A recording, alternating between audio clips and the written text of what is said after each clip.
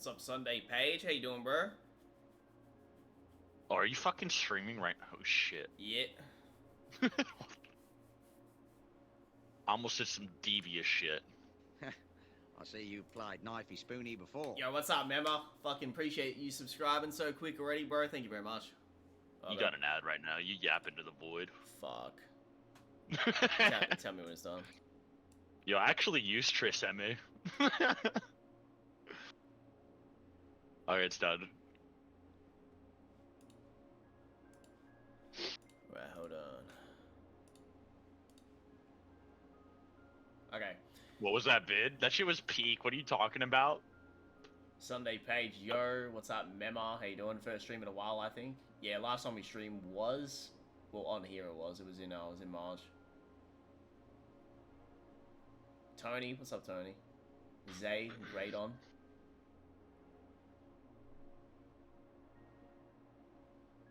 Killer Shark, J Webb, Jimbo, Seth and Clyde is back. What did I miss? A lot. I've been dragged out of bed for this reaction. To watch this amazing video.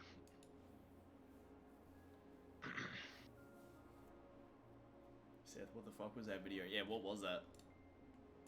It was peak. What's the context? He's talking about fucking the Naruto versus Goku one. Oh, okay. Yeah. Let me pin this. Unable to pin. What? Are you being gang stalked? Why is that in my feed? Are you being gang stalked? Something went wrong. What's going on here? Okay, it worked that time. There we go.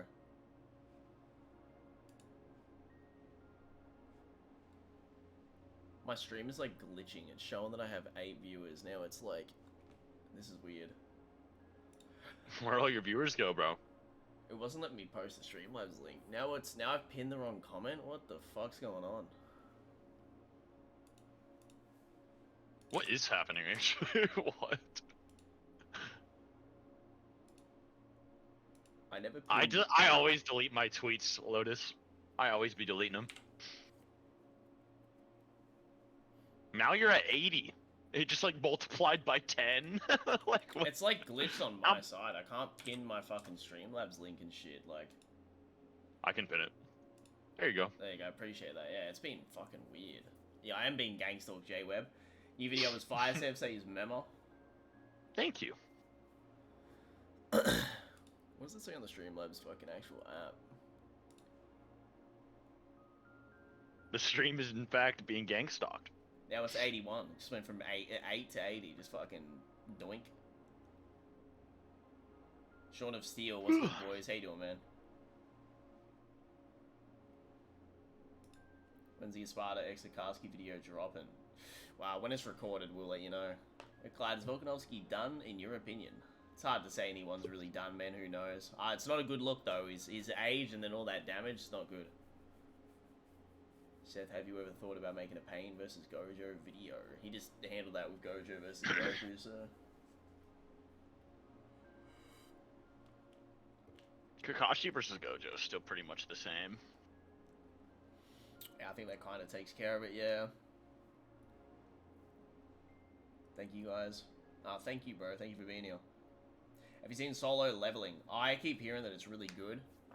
If it's ever... That shit's ass cheeks. Not good? Not a fan. There you go, I've heard it's not good. No bueno. Just generic power fantasy trash. Seth, did you delete your tweet calling all Yuta fan, all the Yuta fans? Yeah, I always delete all my tweets. I pretty much I almost never not delete a tweet. It's actually more rare a tweet stays up than gets deleted. It's got that quiet OCD now.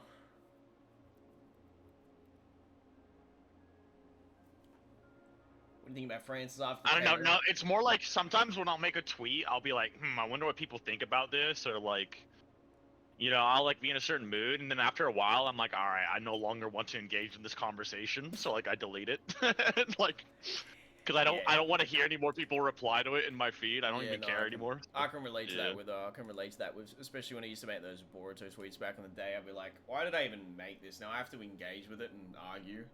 It's like 5 hours later, you're like, I actually don't want to be doing this right now. Like, I don't care. Yeah. What do you think about the Francis after the KO? Well, he's not a boxer for starters, but yeah, no, I mean, it sucks seeing him get knocked out, but fucking just Anthony Joshua's just better. It is what it is. Yo, Seth, that video is pretty good. When's the next one dropping? I think a few days.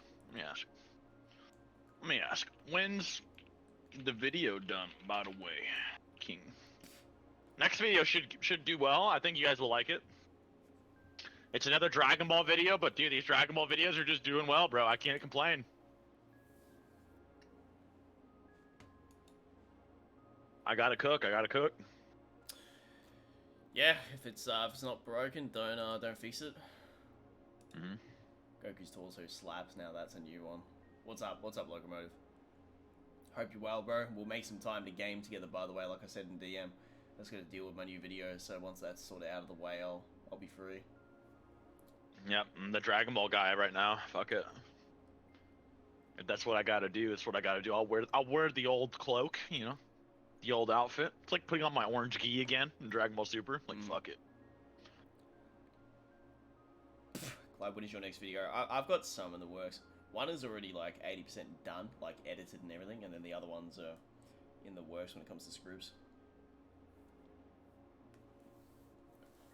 They're gonna all be like 20 minutes, like 120, 125, and then one will be probably an hour.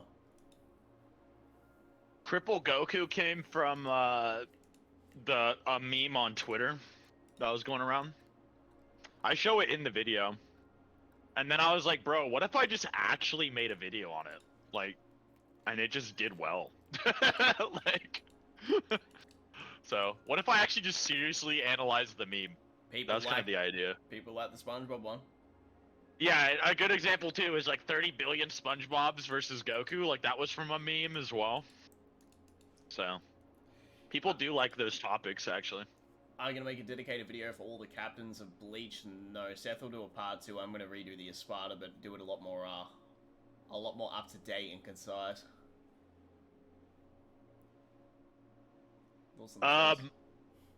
There's a new meme that they made where it's he also has a mouth gag, key disorder, lavender poisoned with CTE. He's trepanated, starved for 2 weeks, and he went through a second term in power, and he's shrunken down in Boo's body. That one's pretty crazy. I think that he might lose that one just because of the trepanation. Like, I'm pretty sure trepanation means that you just had fucking brain surgery. So, like, I think he's just gonna be, like, fucking basically dead. I don't know about that one. Like, yeah. So, I don't know. Trepanation might be too much, but maybe with the other ones he'd still win. Like, Goku with Alzheimer's, he's like, what? And then he accidentally kills him. The key disorder might do him in. Brain damage is crazy. What's crazy, boys, is this Streamlab link in the chat right now if you want to, donate and get us to, answer some questions, and I'll slap them on the screen. That's always welcome, guys. Are you keeping up with Boruto? Neither of us currently are. No.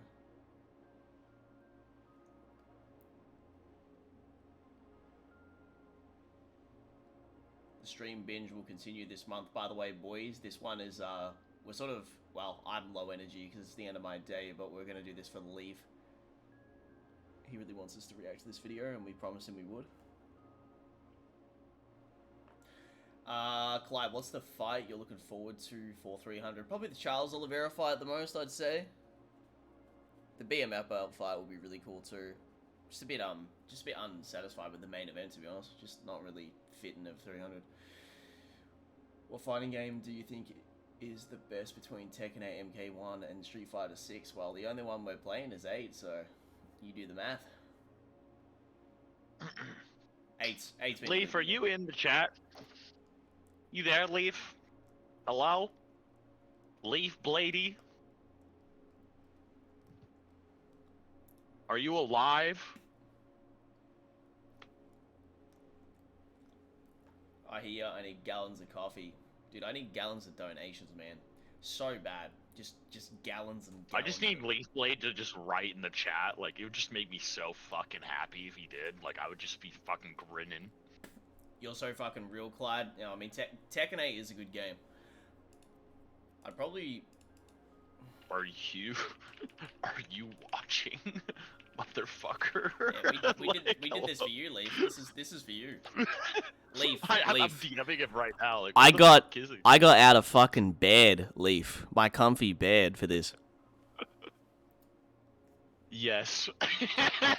Leaf, I'm incredibly depressed and sleep deprived, but I still got on stream for you, so I'm glad you pulled up. Because if you didn't, there would be problems. Ooh, Leaf damn. Lady, yes. Anyway, we can like watch the video now. Maybe like, can you stream it to me too? Fellas, I don't really like this Seth guy's tone right now. What do you guys think in the chat? Hi, Toby. Leaf Blade hiding from his real destiny. BSG Tony, what's up, dude? No problem. I know. Exactly, Lotus. How long is the video? Okay, 25. I thought it was gonna be like 40 minutes. I was gonna fucking explode. Yeah, true. I didn't actually sift through them and be like, oh, which one's the shortest one? Which one's Wait. Maybe we should do that. Hold on. Maybe one's like way shorter than the rest. Are they all like? No, they're all like the same length. Fuck. Goated, man. I appreciate that, bro.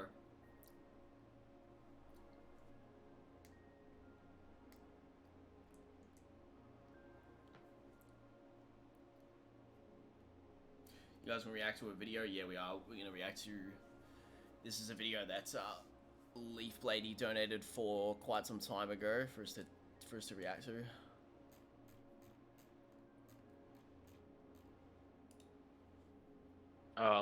Do you want us to watch it first, or did you want to watch it with us? Sparta V6, what's up, bro? My Xbox broke, I'm done with games. Memo says, had to buy a car and finally have learned to drive. Any tips, Seth? And have to learn to drive. Alright, first tip. You have to turn the wheel a lot to turn. Like, a lot. Like, you don't just do it a little bit. Like, if you're making a right turn, you gotta swing that bitch. Like, you gotta be, like, flipping it. Like, you know how when they're steering a boat, and you just see him flipping the wheel? Like, you gotta do that with the car, just to turn right. You know what I mean? Like, that was the first thing that got me. The second thing, if you want to parallel park, you gotta pull up, you know, mirror to mirror, and then you back up 45 degrees. Like, you turn your wheel 45 degrees and turn back in, and then you turn it the other way, and you parallel parked. There you go. There's two things.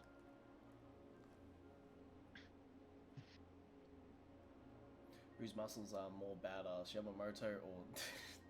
That's actually such a random question, John Wick. Leaf Blade wants to watch it with us live. Okay. Yeah. So we throw him on whenever. Yeah, we can do that now. Cool. Do we throw him in this group chat? Or? Yeah, I don't think it No, I gotta make a new one. Hold on. 1 sec.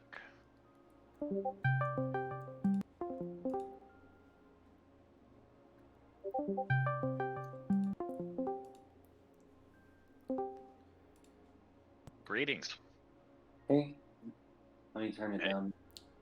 Leaf Blade is allegedly in a library. Oh shit. This is gonna be awkward. You're in a library right now? Yeah. No headphones. She's just playing. No, I got headphones now. Okay. I was like, He's just arguing with us like out loud in this library. Like people are just looking like, what the fuck? I'm in the study room. It should be fine as long as I keep, just a normal volume. The old lady at the desk is like going, shh. She's like, shut up. Talking too Shut loud. the fuck up. Everyone hears you fighting in there. Dude. So I guess you could just like Leaf, you can just mute the stream and then Clyde can just stream it to us on Discord, I guess. Yeah, I have the stream muted already on my. You said you sick or is your voice cracking because you're trying to whisper? Let me switch. No. I gotta switch real quick, boys. Just give me a moment.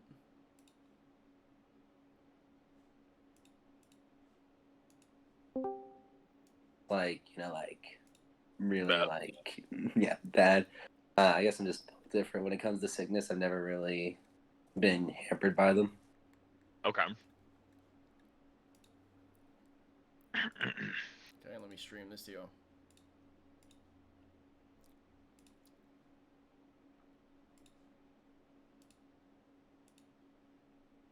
We're watching the Majin Vegeta one, by the way. Alright.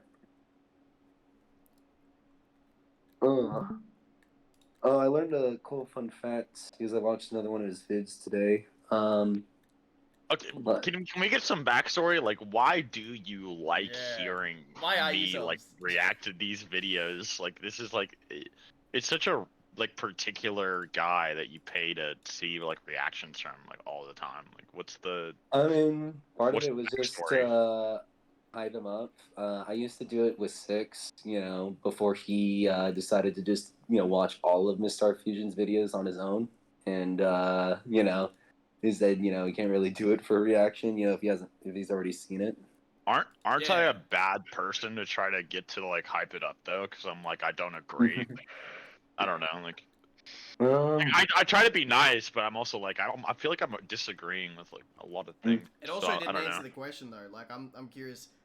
Why do you particularly like to watch this guy, and why is this the one that you donate for people to react to specifically? Like, what's the? Why do you want it to be more popular? I Like, guess I I agree, watched Spice Master. him when I was in college.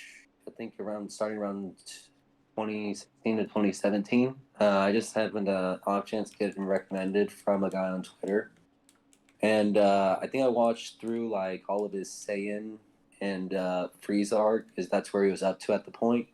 And I thought it was just a really interesting perspective, on Dragon Ball. I never heard, people talk about Dragon Ball the way he did. It was clear to me that he enjoyed the series but a lot, but in a different way than I did. And it was interesting to just see someone talk more about like the story and themes of Dragon Ball as a whole, and some of the more finer details. Some of his most interesting stuff is definitely like where he breaks down a lot of fandom misconceptions. It was actually a few like things like people thinking that like Piccolo wasn't a demon, just an alien, which is just completely incorrect.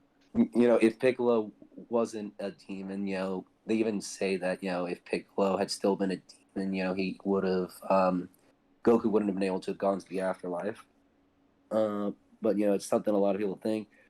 Things like Zenkai boost not being a real term, like it's like just literally fan made.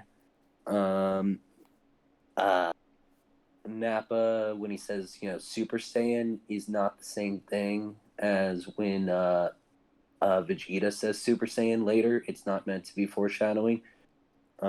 Because when Nappa says it, he's actually saying like Cho Saiyajin, whereas everywhere else it's always called Super Saiyajin.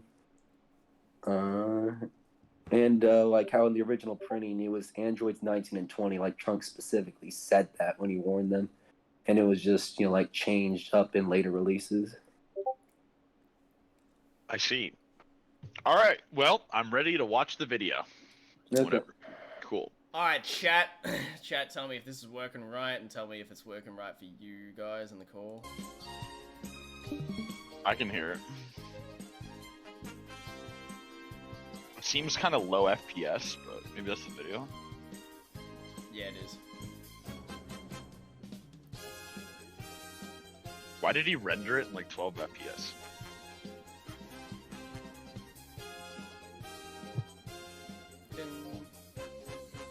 Yeah, I think Six actually like asked, why does he upload in 720p as well? That's what Leafy used to do, like the fucking the other YouTuber. Welcome back. He used to always the upload in installment 720. of This year's Dragon Ball Dissection December. Oh, yeah, so that title. I guess it's provocative. You know, when I first started giving individual titles to Dragon Ball Dissection episodes, and I was discussing with Geekdom 101 talks my like you, thoughts on Leaf. this section of the story, he absolutely I see it. insisted that this was the perfect title, that it would draw in the views, and that I had to use it. Amazingly, I've remembered that for all these years. Well, friend, the results don't lie, so I'll defer to you on this one. I'm pinning my hopes and dreams on you. Geekdom If it shade? fails, it's your fault. No, Well, Geekdom I'm was the one who certainly told not him to beating name around it the bush this. with this one, so let's just get to it. Yeah, Geekdom has some good ideas. After the He's the one that made diversion me of the make my tournament, first debunk we video return to the battle already in progress. with the X's. Now I find it interesting that the exterior establishing shot is still Bobby D's ship, even though the battle itself is clearly taking place somewhere else. Bobby D is not creating an illusion of different scenery around them, he's physically He's already annoying me. Every time I watch one of this guy's reactions with the fucking way he fucking says their names, bro, he's always gonna be so extra. Every time I watch him react, he does it every time. Babidi. transporting them to that place. The reason, Clyde, pause it. The Time- reason it bothers me with this one is because it's sort of like, that's supposed to be bibbity bobbity boo, like the fucking, the saying from the fucking, like Disney and shit like that. Like, it's not, I don't think the name should be pronounced differently because they say it slightly differently in Japan. Like, I don't know. I feel like, I feel like saying it normally, is fine because like, that's what it is. But yeah, that's just my opinion. Hole in the floor still leads back to Bobby D's ship. Magic is fun, isn't it? I teased last time that Toriyama is so uninterested in Gohan that he cuts away from his fight. But it is striking, Is that a pardon knowledge the claim? pun, to enter a fight from the middle. We just had 2 of these fights in a row where door opens, trash talk happens, fight starts. And we did have He some also bad sort of fighters too, off-screens but this Goku versus shakes things Vegeta up a as bit, well, so it's which not is weird. just formula. They've even gone somewhere else already. We don't know why. We're not even exactly sure where. Is this the Demon Realm?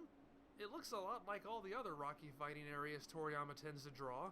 The one distinguishing feature is that the water is black, and since the other 2 fights travel to the homeworld of each enemy, there is a pattern. Well, if it is, the Demon Realm sure looks boring. Anyway, Gohan fights for a little while. There are magic swords, magic spit, magic fire breath, and Vegeta is becoming more and more annoyed, continuing to complain that Gohan sucks and that he and Goku are better than him. When Goku stands up for Gohan, Vegeta Oh yeah, this is what I'm snaps, talking yelling about. that he doesn't Like how he like over accentuates the Goku, like it's like no, even stop, bro. care about any of I this. feel like He positive. came along to fight Goku. Pause it. I feel like him, like, you know, downplaying, like him getting upset about like Gohan and like, oh, we're so much better than him is because Vegeta sort of has like a pride thing where he doesn't want the Saiyans to also look bad in front of like the Supreme Kai and like these others. He doesn't want them to look down on like the Super Saiyans and shit like that. And like Gohan, I can even say this about people in real life, like, you know, if like you have all the homies and one of them like does, like, let's say we're all playing like fighting games, like one homie hasn't played the game for like fucking 5 years, and it's like they're all judging you based on that one guy in your group. It's like you would sort of like be like, nah, like let one of us get in here. Like this isn't right. Like he shouldn't be doing this well against someone who actually has been like doing it this whole time. So I think that's a little bit what Vegeta's doing. Like he's trying to keep like their appearances up a little bit. Maybe He's- being more superficial, but yeah. He's also pissed too because in the previous arc, he's like, how the fuck is that boy so much stronger than me? Like, this is insane. And then when he sees him acting like a bitch in the Boo saga, he's annoyed. He's like, Yeah. you should be better than this, Gohan. What are you doing? Yeah, and it's like Gohan was like is supposed to be like, it's like, yeah, Vegeta's stronger than Gohan now, but Vegeta doesn't like it because he's only stronger than him because Gohan's not trying. Like, you know, that's another thing too. Like Yeah. Like, there's a lot of layers for why Vegeta is acting like that, for sure. It's not just because he thinks he's better than him and shit, I but... was watching a scene from the Frieza saga recently that was pretty interesting. There's actually been 2 occasions where Vegeta has gone out of his way to save Gohan also, so I think there's an element where he actually gives a fuck about him, and he's kind of like, dude, you should be trying better than this. Don't let us down. Like, he wants him to be better. So Yeah. Yeah. I'll keep playing. These little outbursts have been drawing Dabra's attention, and at this point he stops the fight, requests a return to the ship, and leaves, claiming he's found the perfect fighter. Bobby D agrees, and before long, Vegeta is grabbing. I feel like that was an interesting thing for Toriyama to do. The M-head and the evil eye You never see like a villain just be like, this guy is fucking strong. Let's fucking scheme. Like, you never really see like anyone in Dragon Ball really do that. Like, they usually have like an ego death or like freak out or like. But Deborah's like the first one that's like, no, we can use this strong fucking loser to our advantage, like in his big old ego, like so. Surprised he doesn't say Vegeta's name as Vegeta or something like that, but he's saying it like he says that name right, but the rest of him he's like adding all this like accentuation onto it. He kills a bunch of people and insists Goku fight him, but Goku figures out that Vegeta let himself. It's like nails on a chalkboard. Oh no! Goku? Vegeta has betrayed his allies and set into motion a chain of events culminating in the extinction of almost every living thing on the planet as well as the planet itself!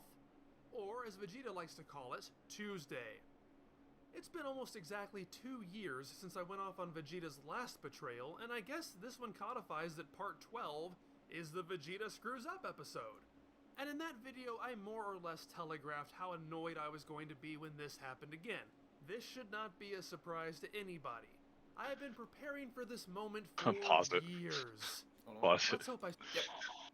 He's when he's talking about Vegeta like having these relapses, it's like Vegeta is like has like professional fucking therapy the past 20 years to get over all of it. He's not just some angry guy who just trains all day. Like, he should be like mentally able to fix his problems like with no reason. Yes. Like, he should just be better just because. Like, that's one of the parts. Yeah, of no, these, keep going. It's one of the parts of these reactions that I've noticed. Like, whenever you've reacted to his videos, it's like, does this guy even actually like the series? All he does is just bitch and moan about every fucking event that happens. Oh man. Stick the landing. Okay. There is going to be a lot of ranting, so before I get to that, let me take some time to talk about what works here. Twists and turns are good for a story. Vegeta is Toriyama's wild card. He makes things happen. He pushes the story forward.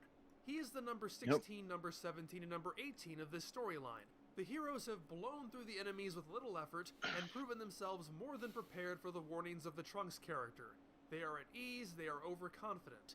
This is the spanner in the works that shifts the proceedings in favor of the villains. Bobby D is established as a character who can control people. Spopovich as a character exists to set up the idea that people under this spell become unnaturally strong. Goku and Vegeta are paired against each other in the first round, a fight that is abandoned, but an idea that draws a lot of attention. Vegeta does immediately balk at the thought of Goku leaving the tournament. In this dynamic, where Shin holds tenuous control over the others, Vegeta is the character consistently expressing his displeasure. All of these threads, every single one of them, dovetail perfectly into this moment. I am legitimately impressed that a writer as flighty as Toriyama is able to pull all of this together into such an organic payoff. Fucking brother! This is like, an iconic moment. To many people from, this is a... Pause it. Yeah. Right, I told you, bro. Like, he just, bro. What did he say verbatim? Say that again for the audience. A writer as flighty as Toriyama. I'm surprised he could pull it together. It's just whatever. Flighty? Like, just Toriyama play literally it. admitted he's Just flighty. play it. Just play it, bro. Just play it. It's all good. Before I do, Play it. Locomotive, I actually agree with that. Big Diesel, good point. Yeah, good points, boys. Defining moment, if not the defining moment of Vegeta's character arc. It's what separates him from all of the other reformed bad guys who become good guys and just stay boring and static. It's his midlife crisis, the moment he rebels against the peaceful life on Earth he never asked for. It leads to the moment where he finally has to acknowledge his past transgressions and make some kind of effort towards repentance. I agree with that. As far as Vegeta's betrayals go, This is by far the most interesting and the most complex. These drawings are raw. He is not the mustache twirler hiding behind Frieza's ship waiting to kill Gohan and Kuririn and steal their Dragon Ball wish. While he I'm gonna is blow once my again head off at selling these out his fucking allies for the sake pronunciations. of a good fight, he exhibits much more depth in this instance than he did when he teamed up with Cell. And unlike that betrayal, other characters seem to Mr. care Fusion and realizing this present is the best some arc in the level of series. accountability. Those are a lot of feathers in the cap of this narrative development. So what do I even have to complain about? Sure, this direction makes sense. Sure, this is an improvement over how it's been handled before, but I cannot stop myself from hanging on to that one idea. This has happened before. This might work in a vacuum, but it becomes more and more tiresome as it is compounded throughout the series. Vegeta is Toriyama's wild card? I mean, yes, he is able to make plots progress, but the thing about an actual wild card is that it is so named because it can be anything, fit into any configuration. The plot is Majin Buu. The conflict here is Vegeta's unfinished fucking rivalry with Goku. These are a little bit. Yeah, different. I feel like he's mistaking like Vegeta being like, Kakarot surpassed me, blah blah, with them actually resolving things with a battle. Like they never actually had their final showdown really to like Exactly, resolve yeah, these issues. Like, That's why yeah. Vegeta And goes Vegeta's crazy. like, no, I don't. Vegeta's like, I don't give a fuck about anything. Like, this is what I've been like hyper fixated on, like ever since like I fucking Frieza was done for. Like, this is what I need resolved in my life, and so that's why after he does fight with Goku, and then he realizes he comes to terms with it. And when they fuse into Vegito, which represents like their perfect teamwork, like them finally coming together and being unstoppable, like that's why he changes and he's like fucking Team Goku. He's like, Goku, you're number one. Like that's the resolution. Like, Yes. so I don't think it's that crazy. I think it's just this is something that needed to happen. And Toriyama, not only does it need to happen, but Toriyama does it in a very interesting way. I think so. He makes Vegeta like an actual like wild card on top of resolving like his conflict.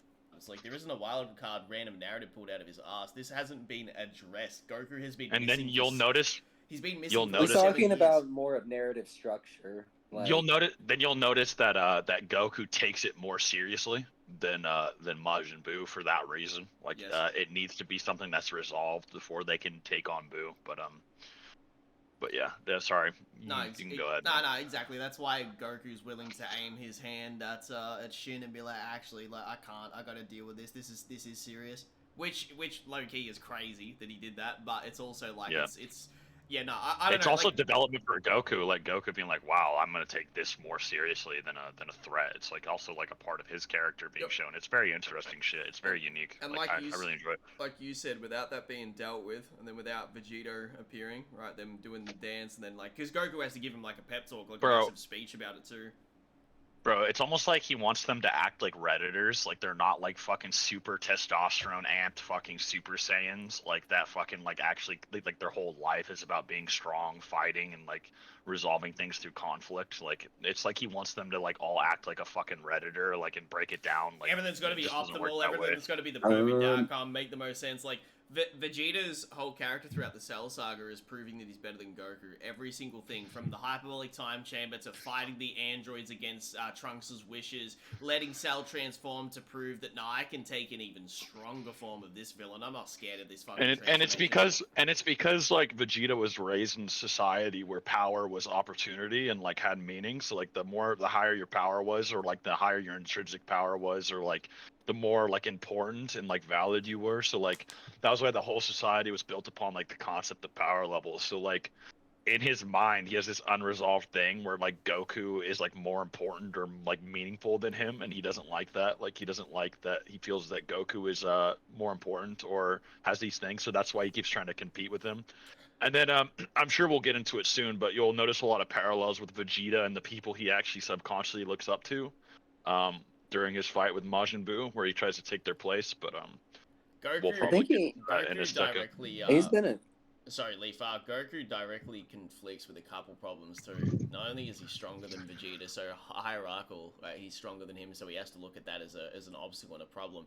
But Goku is a lower class Saiyan in his eyes, which he's been raised to sort of look at him as, and that thing just like is literally an actual threat to his pride. Where it's like I can't rank wise be below this guy, nor strength at the same time. This is insane. How is he stronger than me? I have to surpass him. It's in his entire character, and like he's doing it in a pretty wholesome way, considering all things, like how those people used to be. Like, even though he's being a fucking loser, this is like the last shard of his trauma kind of coming out that Goku literally needs to beat out of him. Like, that's kind of the idea. But yeah, and then remember when he gets out of the hyperbolic time chamber, he's just like, "Don't even worry about it, Goku. I've got it from here." And what do they say? This is the last thing I'll say, and I'll let you talk, Alif. But they always say, "Pride cometh before the fall," and that's the thing that is Vegeta's entire fucking character is his pride.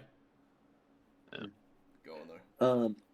Yeah. So like most of what he's saying right here now, like he's talking about like how he thought like all the plot elements, did come together pretty well. Like this is even, six something said that this is like one of his favorite things. He said like where he was talking about how all the details, kind of dovetail perfectly, into this.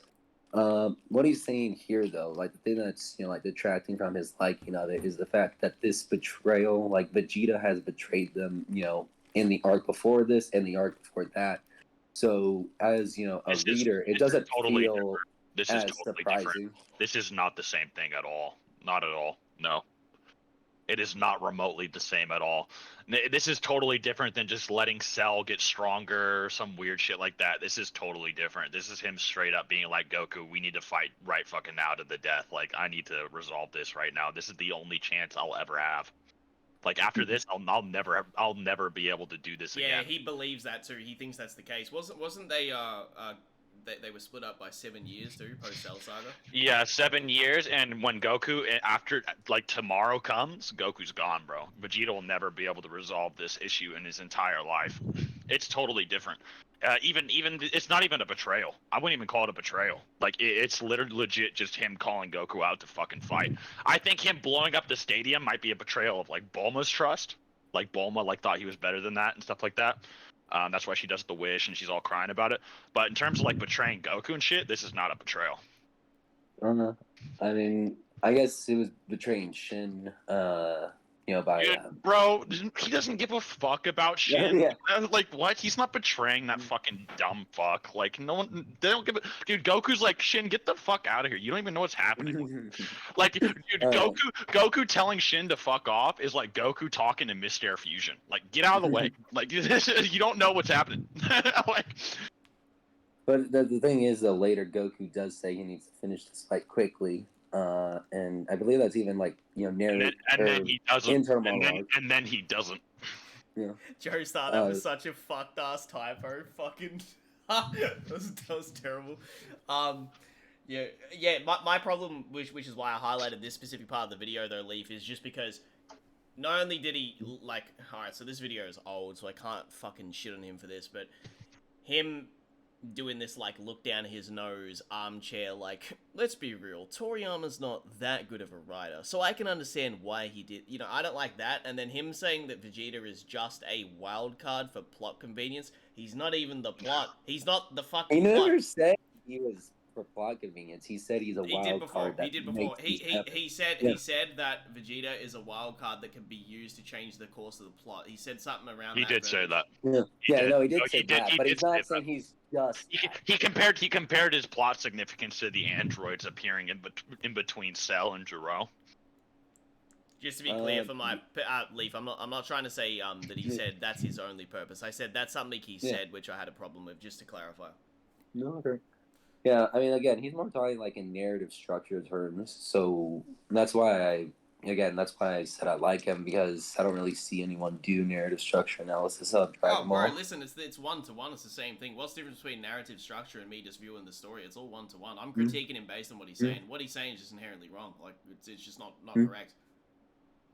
I think the idea, right, and this is very, very specific and needs to be hammered in, from Vegeta's perspective, he actually doesn't think that Goku will ever return to Earth again. He doesn't have the knowledge that things will be resolved and stuff later on. Like, you know, we know as viewers that does happen. But Vegeta at this point, as an isolated character with his own personality and brain, he thinks this is the last chance he'll ever get. Leaf, I want to ask you a question.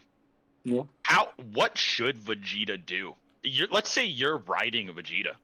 Vegeta's whole purpose is like trying to prove himself, and like you know, it's his rivalry with Goku. It becomes more friendly as time goes on, but it's still quite hostile when Goku leaves. The last interaction they had was during the Cell Saga, when they were honestly on quite negative terms. And so Vegeta, yeah, he becomes friendly with everyone on Earth, but you know, Goku was always this looming threat in his mind. He used to give him fucking nightmares and shit. And so, dude, Goku's gone for 7 fucking years. Is Vegeta supposed to care more about what Shin's saying? Or, like, when Goku appears, how is he supposed to react? And then you'll notice Vegeta is conflicted because he's supposed to care about both things.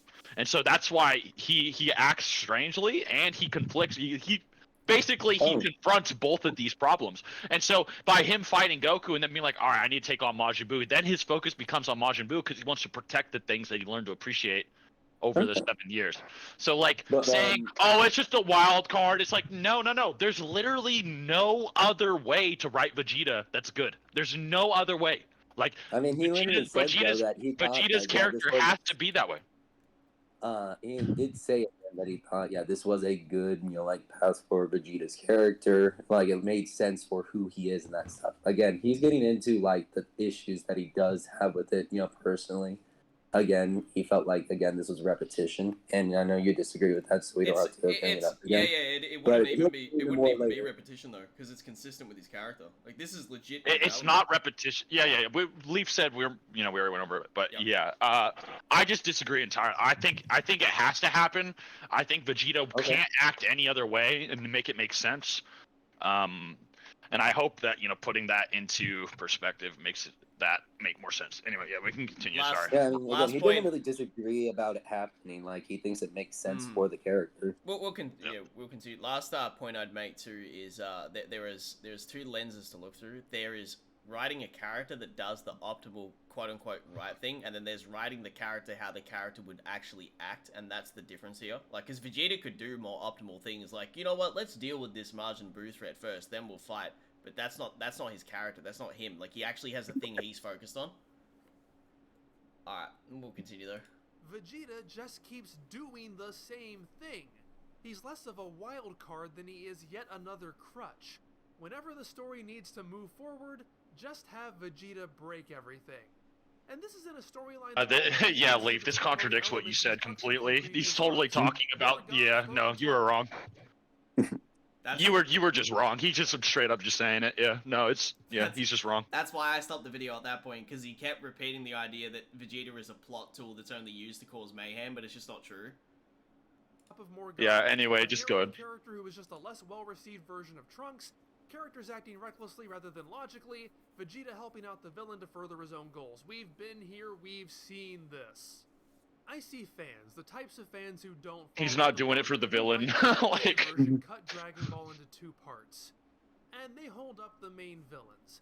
Frieza, Cell, and Majin Buu. Sometimes they'll throw in Piccolo, but the original Piccolo, not the second one. Wait, pause it. Yo, Omar, are you available, or are you just watching? You want to get in on this, or? You played knifey spoony before. Joestar, for what you commented before, by the way, I'm gonna need to see Bless the stream. That was fucked up. Ultiverti, appreciate you, by the way, bro. Thank you. Yeah, Omar, you should join us if you want to. I'd actually appreciate you giving your take. Just watching. I did actually chat with him. He said he was busy. I'm not sure if he's changed his mind though. That's all good. Oh, he's just watching us. We wanna stream with Omar sometime soon anyway, so we'll find something that we can react to. We'll talk about with him in whatever stream that takes place in. Alright, go on. I'm not sure if that's because they combine Saiyan and Frieza into a single arc wherein Frieza is the ultimate villain, or if it's an attempt at whitewashing Vegeta because, hey, he reforms, therefore he retroactively doesn't count as a villain ever. I find that hilarious because in every storyline he is in, even when he is not the main villain, he is just as dangerous and duplicitous as the villains. You've already heard me shit on him about this before. I don't need to repeat it. My take is that Vegeta is not Goku, bro. He happens. Yeah, to... he wants Vegeta to be a fucking redditor, bro. Like that's what he wants. He wants Vegeta to just like act like everyone else. Let's look at these 3 panels. Saiyan Saga. He's sorry.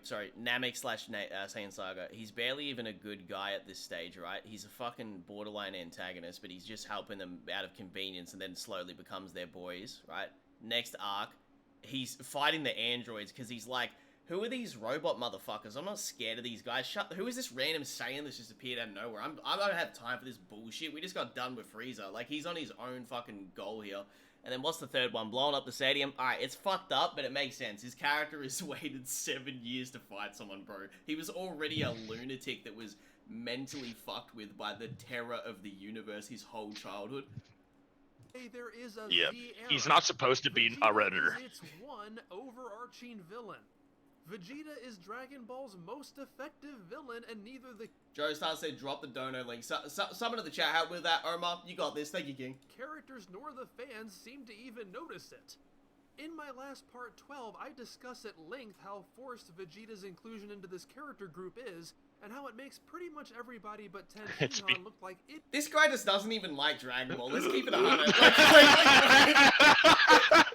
He's like, I hate interesting stuff. Like I hate character conflict. He genuinely just doesn't like anything that happens in the fucking story. Like, Bro, Vegeta wearing the Batman shirt and be like, oh, I fucking hate being around.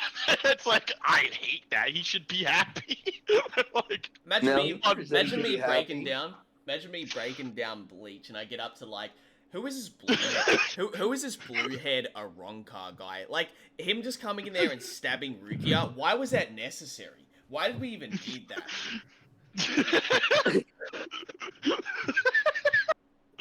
And then he'll be like, oh, Grim. Dude, imagine he was analyzing Grimjow's return. Oh, yeah, just wants to fight Ichigo again. Like, typical Grimjow. Like, how do people not see that he's the villain? Like, How do you know they what I not mean? see Like, that this guy? It's like this. It's like, let's be real, Bleach fans. After the past 20 years of consuming this series, why has Grimjow not gotten therapy? It's the most optimal fucking decision for this series. how can they not see that Aizen is the villain here? Like, when he's fighting Yuha, like, and then he gets back in the chair, like, there would be, like, no deeper thought about what Aizen wants to do or is, like. So, I'm sorry. I'm kind of packing him up too much. I need to stop.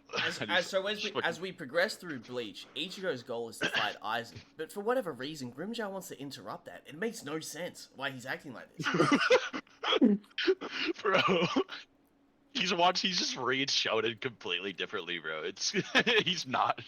See, This is nuts. See, the right thing for Sasuke to do would be to stay in the village and train and become strong with Naruto to take down Itachi. Oh, dude, But he would leave- hate Sasuke. Oh, he would hate Sasuke so bad. He would hate. Oh, he would hate this. dude. Why does when Sasuke has alternative opportunities like training with Kakashi and all the friendly people, he goes towards the creepy snake man Orochimaru? It makes no sense. Why would he run up to the 5 Kage summit, man? I don't get it. Why is he hurting all these people? I don't know. I'd love to hear the mispronunciations of the fucking names in Naruto. We'll continue. Idiots for welcoming this egomaniacal child murderer with open arms. That at Oh, best, yeah, their like alliance Piccolo. is forged not through trust but through utility. They need his strength. When he stops being useful, there is no longer any reason for them to stay loyal to him. At this point in the story, we have moved Hold on. past that. Dude, it's not about being loyal to him. Like, what? Like, what the fuck are they talking That's about? consistent. He's talking about in the Frieza saga. He talks about how basically the only reason they form an alliance with Vegeta is because they need his strength. That's the only reason that they went along with Vegeta in that arc. There's a problem. You agree with that? No, I don't. No, I don't agree with that. No, I don't. I don't agree with that. No. Dude, Krillin could have stabbed Vegeta in the fucking face. When? Boys. At the end of the Saiyan arc, he could have stabbed him in the fucking head. and No. killed him. I'm saying in the Frieza saga, Yes. So They made an you're like alliance. you're like, oh, Goku's not around, so he should just like tell Vegeta to fuck off. He should just betray him now because he doesn't need him No, anymore. no. He's only there for the strength. It's like, bro, that's not what Krillin's going to do. And Gohan's fucking 4 years old. Like, what are you Wait, talking about? I'm not even sure what you mean there. Like, he's saying they formed an alliance with Vegeta in the Frieza saga because they needed his strength. Okay, no, Vegeta forms an alliance with them only on that basis. Krillin and Gohan, they do that as well, but they're good people. Like they believe in redemption and shit like that. Like they're the Earthlings. You ever seen Super? Like you know what the whole idea of like the Earthlings and redemption is? Why Goku takes off the fucking Galactic Patrol gi and shit like that? That's the whole point of the Earthling characters. Like they're not viewing Vegeta with like this crazy hostility, like we gotta kill him now. I think fucking Tien does a little bit, but he's like one of the more edgy ones, and even then he's like he accepts it. Like that's I just mean, not what that's those what characters are. That's what Krillin, thought. At the final moment, he was only stopped because Goku said he wanted to fight Vegeta once again. But think about Yes, this, yes, think and about that this. that's when Krillin changes, bro. What are you saying? Think That's about what this. that's why I brought it I up. think he did that more because of Goku's request than because Dude, no. he thought You're Vegeta you're could ignoring what I said. You ignored what I said because I already debunked everything you said before you even said it. I went over this whole line of thought like 4 minutes ago, and you just ignored me. You're yapping. Yap, yap, yap. Yap, yap, yap, yap, yap. You just ignored everything I said 4 minutes ago. I already went over this whole line of thought. I pre-called you with the Sharingan, motherfucker. You're just yapping at nothing. You're Guys, yapping at a debunked argument. That's crazy. This is giving me PTSD to my childhood. You guys are fighting in front of me, like my parents. Like it's really fucking me out. Yeah.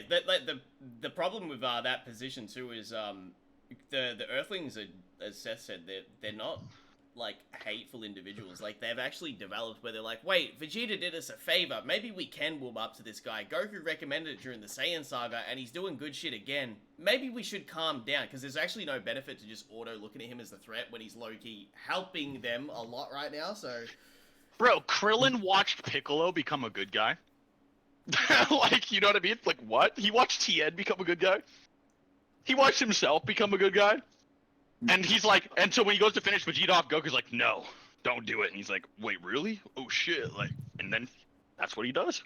yep. Yeah. And by the way, by doing that, like by having Goku say that to Krillin, and then he trusts in Goku's opinion to do it, and he's like, yeah, let him go. It's for the greater good. Let's give it a chance. By him doing that, and then seeing that be confirmed to him in the Namek saga that okay, this dude ended up helping us. It's just consistent. Yeah. Also, there's this thing as well where he sees Goku really cares about Vegeta when he dies as well versus Frieza. So no, that's a. I'm not gonna lie, that was a retarded take. Anyway, keep going. My bad. Let's lay this out. Toriyama writ Dragon Ball pretty good, especially in regards to Vegeta. I don't think we need to question that. Vegeta is a long-term ally and friend. It might not make a whole lot of sense how we got to that point. But it fucking does! Make sense! It does. Everything makes sense. Like, it can all be explained. I dare, say the principle of charity. It's very good here. Throwing it down like a Yu-Gi-Oh card. Huh? Everything just makes more sense. My knowledge on original Dragon Ball is not good, right? I know like a decent amount, but not enough. But to my knowledge, almost all the cast of the squad were originally kind of evil in some way or another, right? They all have shitty personalities and did a lot of fucking shitty things. Even Bulma did shitty things. Like, I don't know. But we have. dude, Bulma tried shooting a kid in the head, like, on first meeting. Like, decade. He and Bluma seem to have a committed relationship.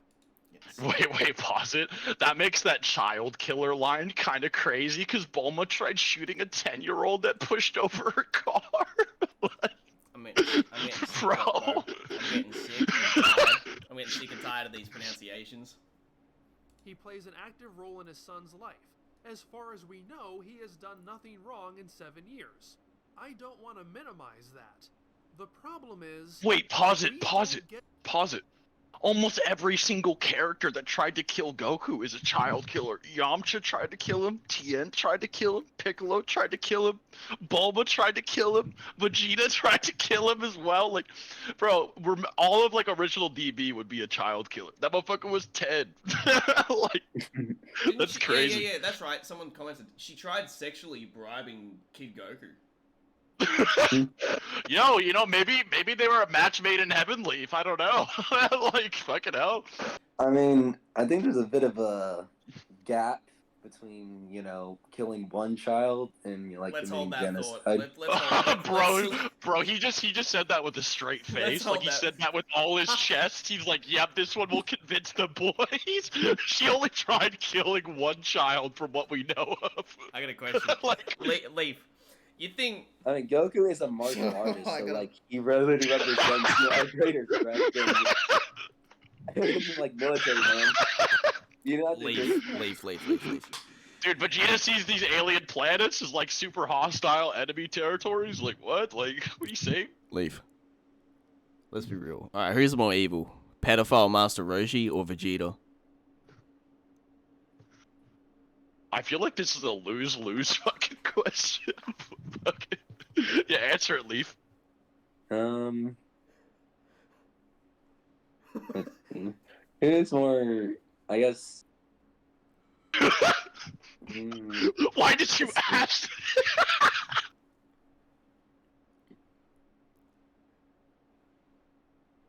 Who's more evil, Hitler or my dad? He raped my sister. That's a false equation. What the fuck is going on? Don't say I need that. to mute. Don't I'll be say- right back. Don't say that shit on stream, bro. Fuck.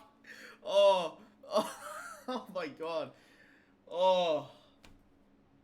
That's an insanely clippable moment. Oh fuck.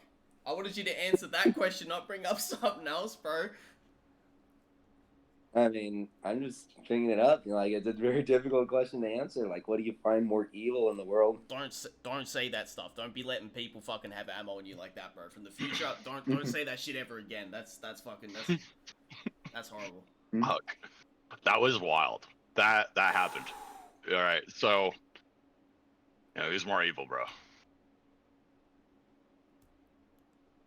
I mean, again, if we define evil as who's causing the most, harm, to the world No. or the universe in this case, then yeah, Just answer Clyde's question as much as you think. Straight off the fucking dome, who's more evil? We're talking To Catch a Predator Roshi or fucking Vegeta? Like, just off the dome, who's more evil? Just on that, like, normie definition of evil. I mean, Vegeta. There you have He it, literally boys. says his heart is pure evil. There you have it. Alright. Continuing with the video. To see that, we skip over it. We never really see Vegeta reform, it's all implied. Vegeta living at Capsule Corporation and using their Oh, stuff come after a time on. skip during Bro, which he pause it, inexplicably stays pause in it. line. Pause it.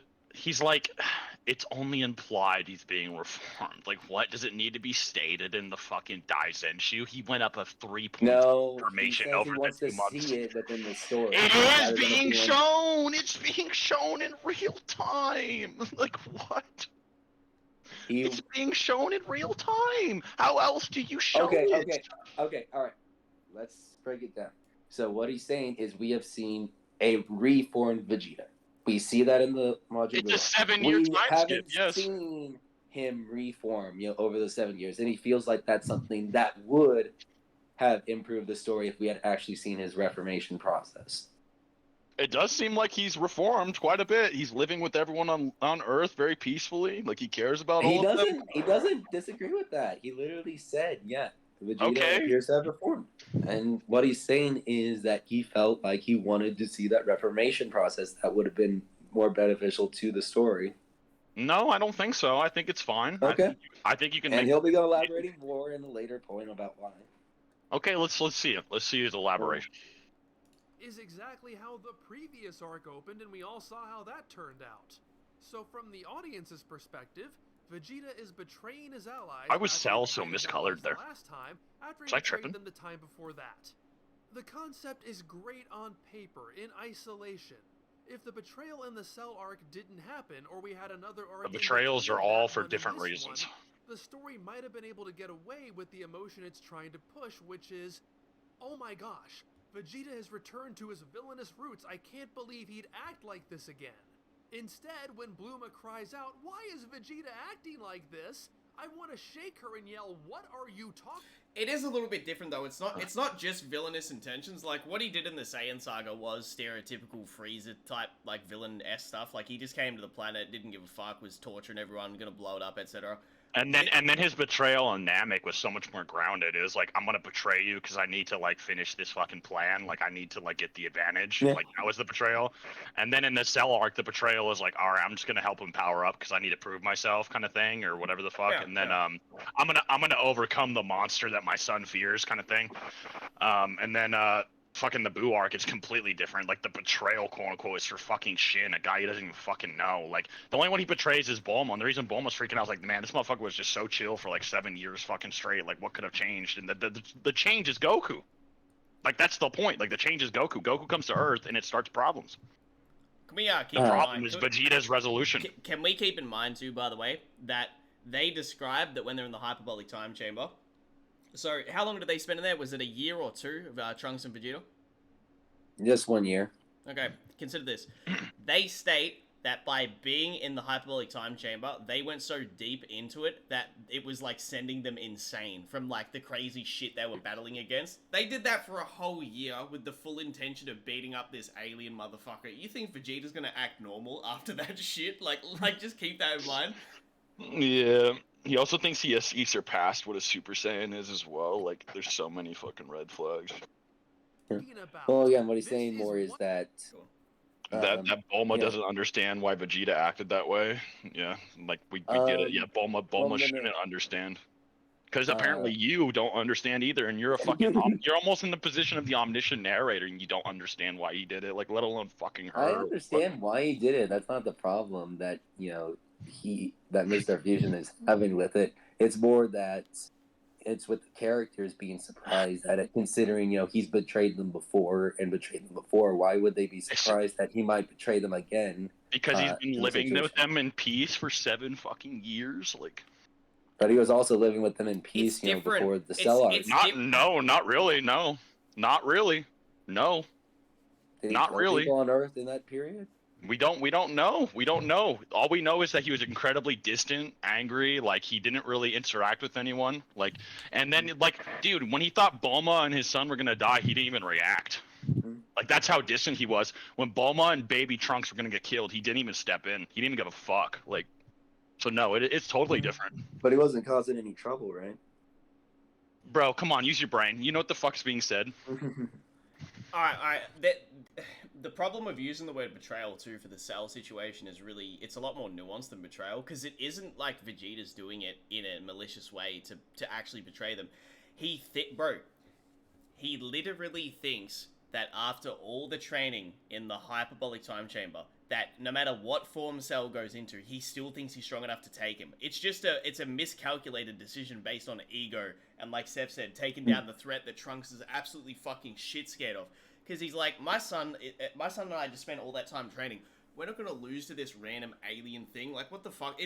He has no chance. Plus, he was whooping Semi-Perfect Cell's ass. So, like, he had every right to think that whatever next form was going to be, like, piss weak compared to him. He was that much stronger. So, it was actually... I also think that's why Vegeta and Trunks having those moments in the Goku Black arc was sort of, like, good. It was sort of like a relationship like development from what happened in the Cell arc, where he has to take on the new monster that his son is scared of, like, yes. And how he will handle it as the current Vegeta compared to what he did in the past. Far more mature in the Super. Yeah. But that's because all right, in essence, it's a betrayal because he goes against the trust of his son and the others. Like, he's actually putting them in danger, but it's not betrayal based on a selfish goal in the same way that it was in the past. Like, he actually makes a legitimate mistake because he spent that much time training. He's that much stronger than Semi-Perfect Cell that he believes, like, even if he transforms, I can still take him. And then, like, to be fair, he almost does with the final flash too. So like, there's some like. Isn't it selfish though? Because he wants to do that. He wants to fight. That's not my point. My point is about the use of betrayal in this instance. It's a lot more nuanced. Leaf, I have something to teach you, bro. You know, things can have more than one meaning. Did you know that? Did you know a scene can have more than one meaning? Did you know Vegeta can do things for more than one reason, Leaf? Did you know that? Yeah, Did you know that? Yeah. Oh, that's crazy. Anyway, yeah. Can we continue the video? Before we do, Leaf, you're sitting here watching this guy's videos over and over, and we're just sitting here just fucking shitting all over it, like off the dome, bro. You gotta have more of this sort of approach to these videos, man. These fucking, we'll keep it going. What he does every time. You can't keep being surprised at him doing the same thing he always Yep. does. I have a problem with this. Bulma doesn't know Vegeta's character like we do, bro. She doesn't know him like we do. She isn't, like, as you said, she's not the fucking omniscient writer. She feels betrayed because she's like, I met this Vegeta guy. He's a lot more like, he doesn't mess around like Yamcha is. Yeah, he's angry and likes to train all day, but he's my man. He's pretty cool. She really thought that she pussy whipped him out of it, bro. It's crazy. Yeah, so she's like distraught as she would normally be, because she doesn't know him well enough and know like how obsessed he is with that. Traumatized fucking super fucking like Hitler alien is like didn't get pussy whipped right away. Like I don't know, like like all of these things make sense. Even Bulma being like, I don't know, makes sense. Vegeta doing it makes sense. Like everything makes sense. I think it's good. Before I continue on, I need to address this. Characters in fiction don't have to be likable to be compelling.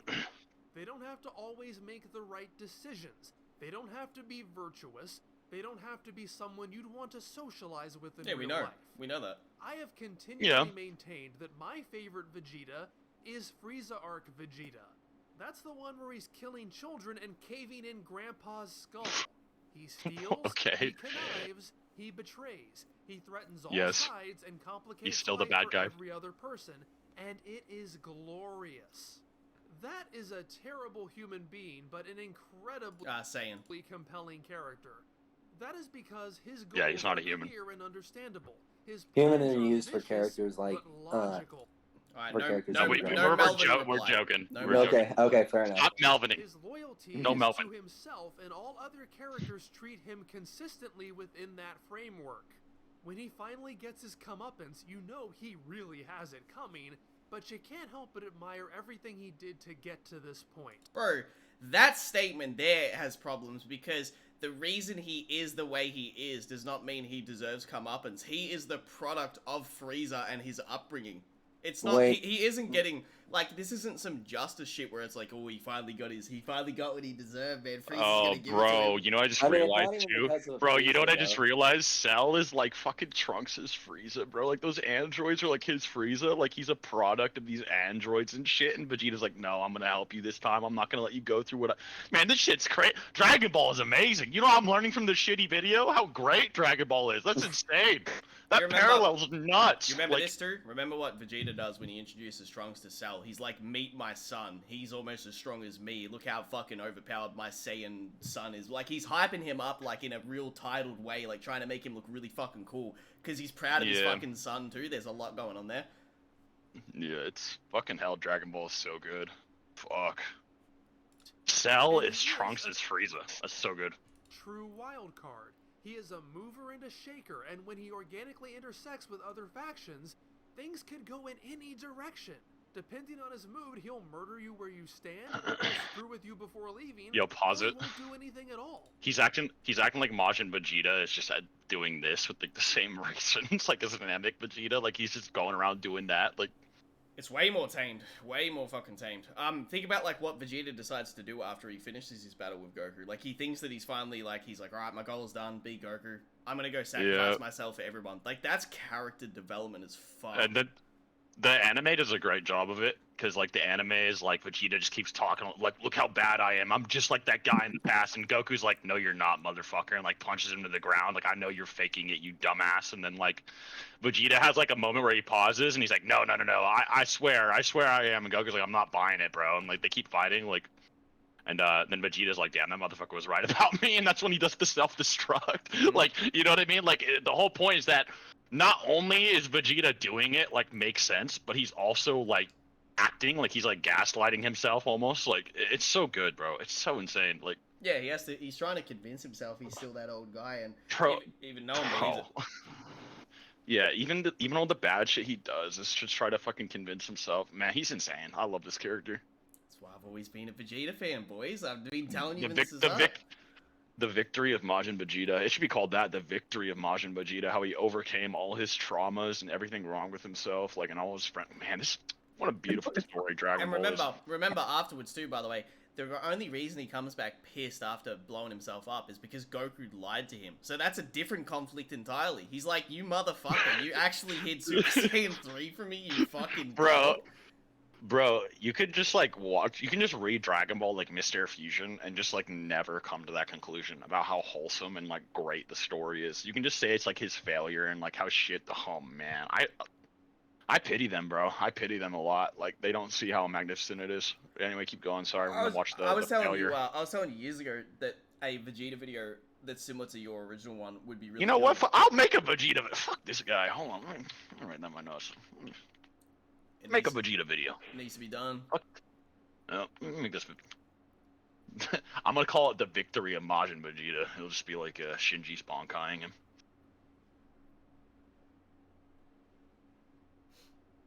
Alright, Fuck it, bro. let's go.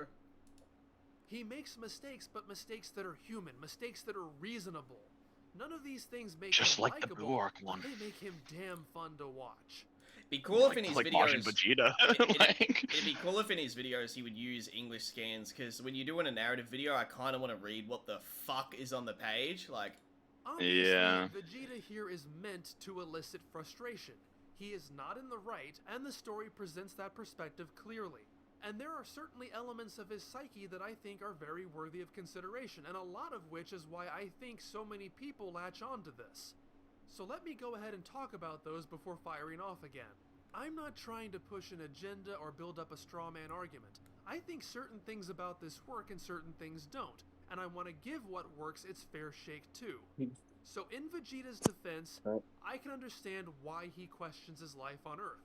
I question his life on Earth all the time. Okay, no, sorry. Couldn't resist that one.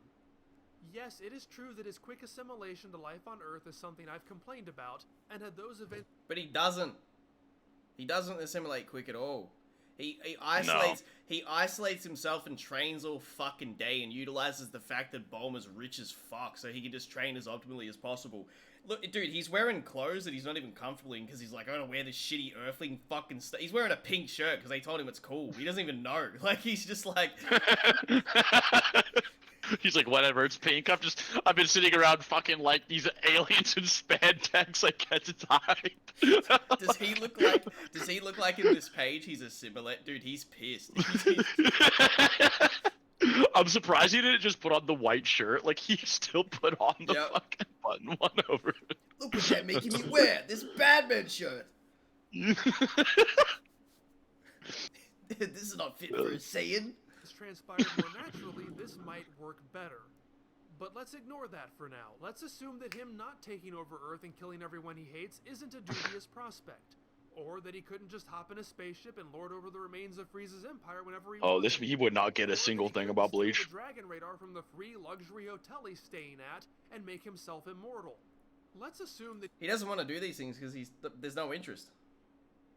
There's none. I know he's making hypotheticals. Like, not everything's going to be a hyperliteral response from me or Seth or Leaf or any of us right now. But it's like, these things wouldn't make sense though because the conflict of Frieza's done, and now he's like, well, Goku's the last Saiyan as far as I'm aware. We're getting along. So now Goku's like the new guy. It's like if I become immortal, like Goku's just better than me though. Like I just wish to be this way. Of course. And I think there's comfortability in the idea of he's like, well, Goku is kind of like, he's my only boy left. Like low key, I don't know the guy that well, and I'm kind of pissed at him. But like, he is the only other Saiyan I've got any form of association with. He doesn't have any other boys to talk to. Like, there's Nappa's fucking dead. Raditz is dead. All the Ginyu Force and all the other legions of Frieza's army, which he never got along with at all. They're all fucking dead. Like, who else does he go and hang out with? he finds himself stranded on Earth with no means of escape or consolidating his power and simply has to make the best of things on Gilligan's Island. Vegeta's life has not panned out the way he wanted. His birthright is stripped from him at an early age. His opportunity to stick it to Frieza is shattered. His belief in his own superiority defines his self-worth. Might makes right. He is mighty, therefore he deserves to conquer planets. Now, he clearly lives a life of ease, but he does not wield the... That is just not true.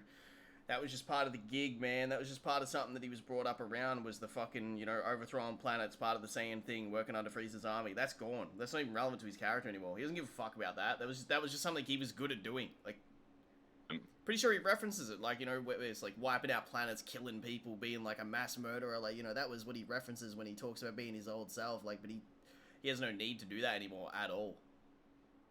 Power and influence he thinks he deserves.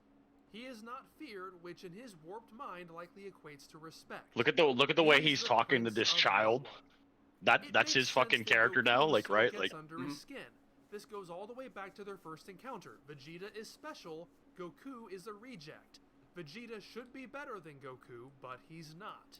And now he's living on the same worthless planet that this reject was sent to. It is a terrible sense of priorities. Pause it. All right, no, he's missing the new theme for Vegeta. All right, so Vegeta's whole life he was conquered by this fear of Frieza, right? So we went into like how Cell was Trunks's Frieza, and how it causes all his fears and defines his character. Frieza was the OG. He's the one who defined Vegeta's character. So Vegeta's whole life he's scheming how is he gonna get under this guy's boot? How is he gonna do this? And then Goku does it, right? Like Goku takes him out.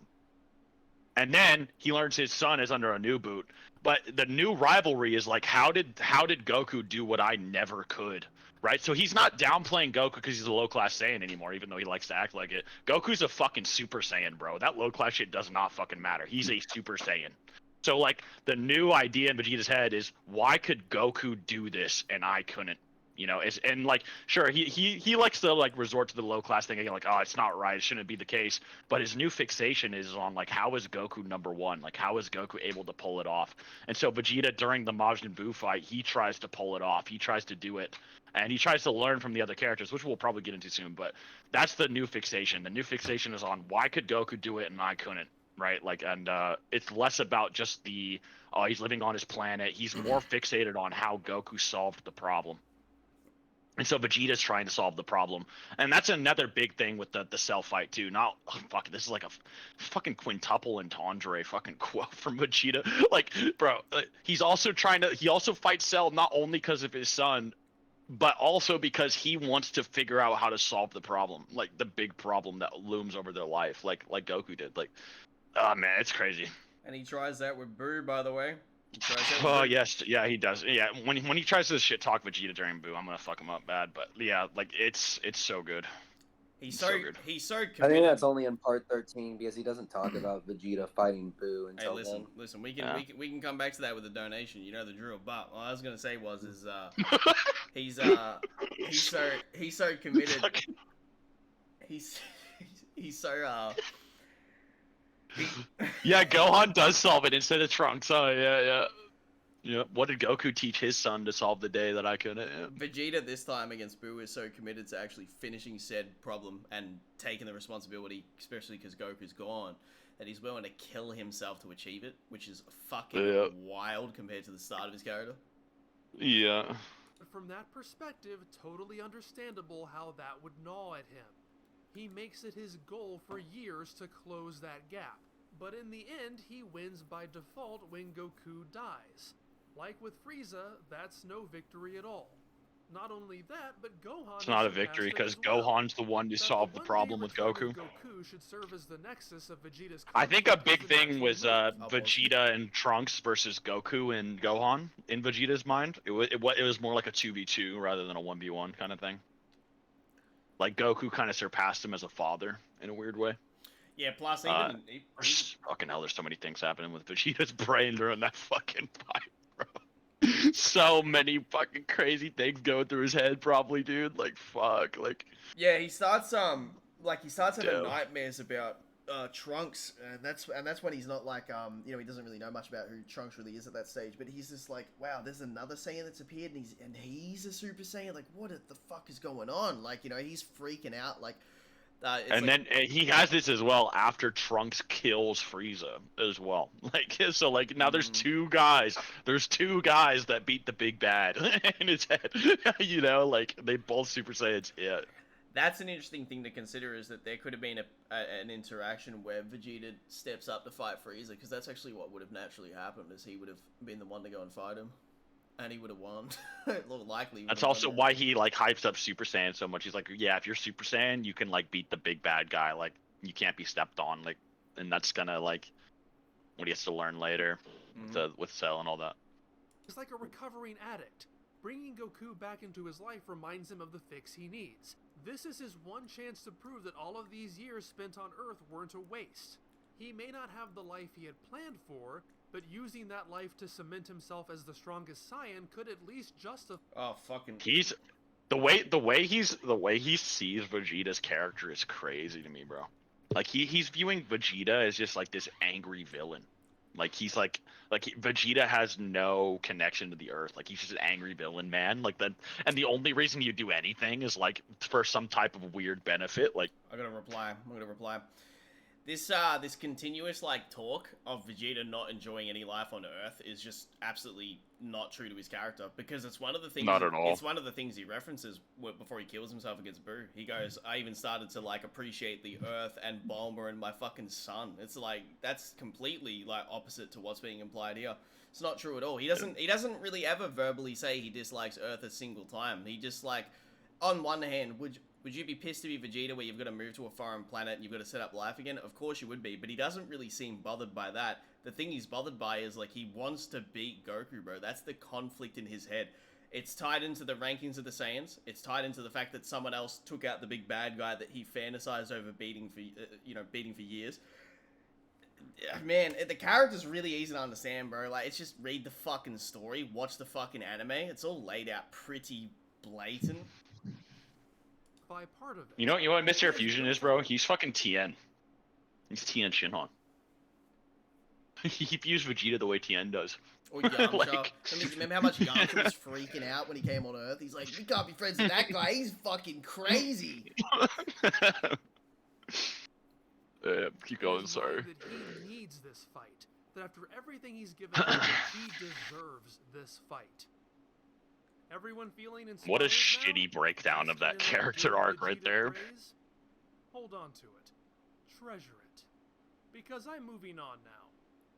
Treasure All is of that misunderstanding. worked for me intellectually. I see it on the page. It I don't gels see a with lot the of intellectual character, things. It works in theory. But this isn't the driven, charismatic Vegeta of the Frieza arc we're getting. This isn't the same engaging craftiness and risk-taking pulled off by a desperate man in order to get out from under the thumb of a despotic warlord.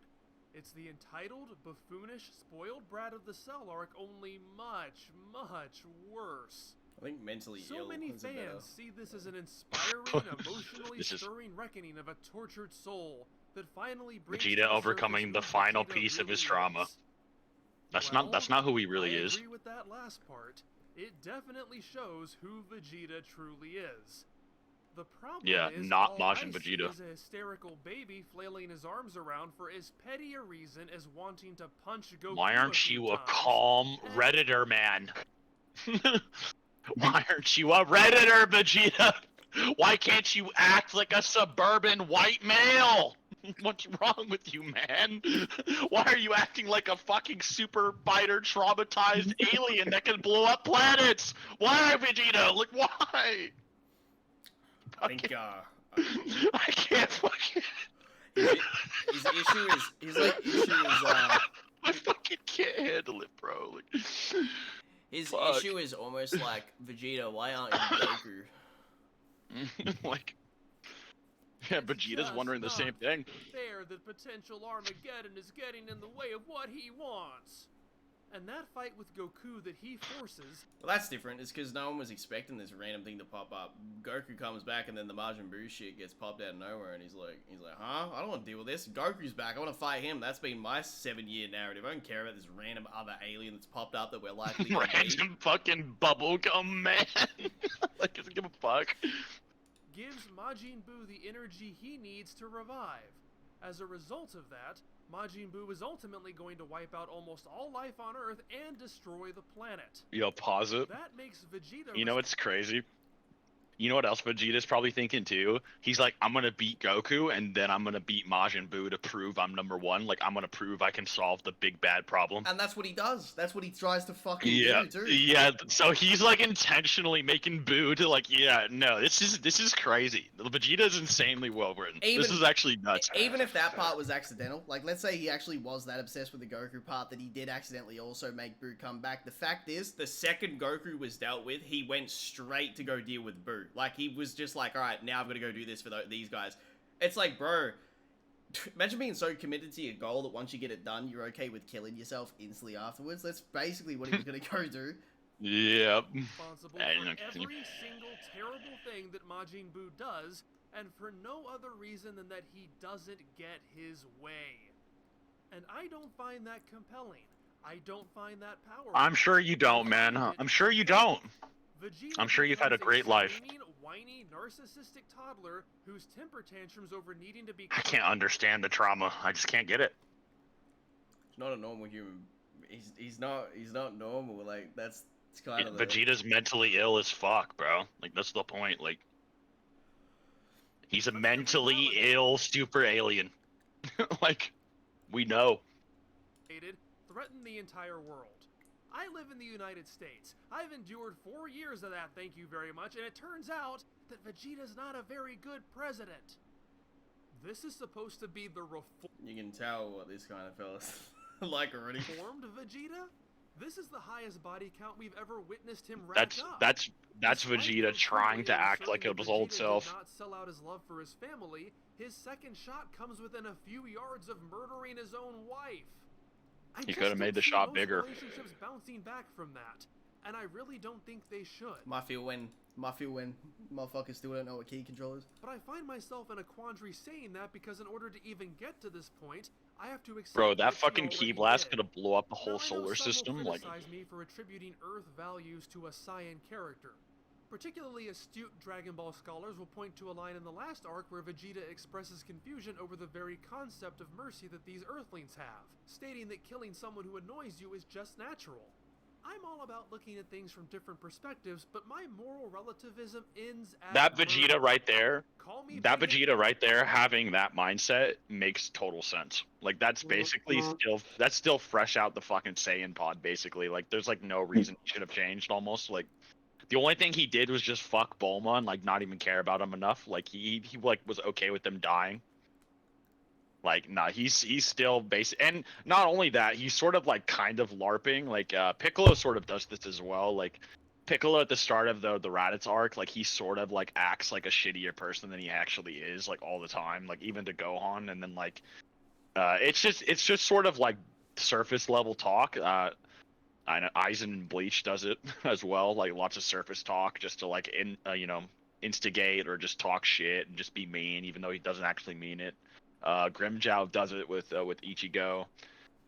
There's just so much talk like that. I Itachi also does it. I'm not trying to compare Vegeta to Itachi totally, but some characters, they don't mean what they say all the time. They try to like keep up an appearance like a human being, There you go. When this guy says when he starts pronouncing it as Saiyan, I'll be happy, but we'll continue. It against science, but if your culture You said it right. That was funny. Then your culture sucks, and I don't feel bad for not being tolerant of it. I think it's We had a ridiculous whole to use it arc as where an we excuse. explained this. Maybe I'm a radical, but I'm going to go ahead and take the controversial stance that killing people is bad. And I'm not Vegeta going to is do using it as an anything. excuse. Look at his reaction. Look at the ellipses. What is it? He's literally zooming in on the panel of Vegeta being like, like fucking the ellipses. Okay, I always have to explain this. People think ellipses are just like pauses in dialogue. Ellipses also represent hesitation.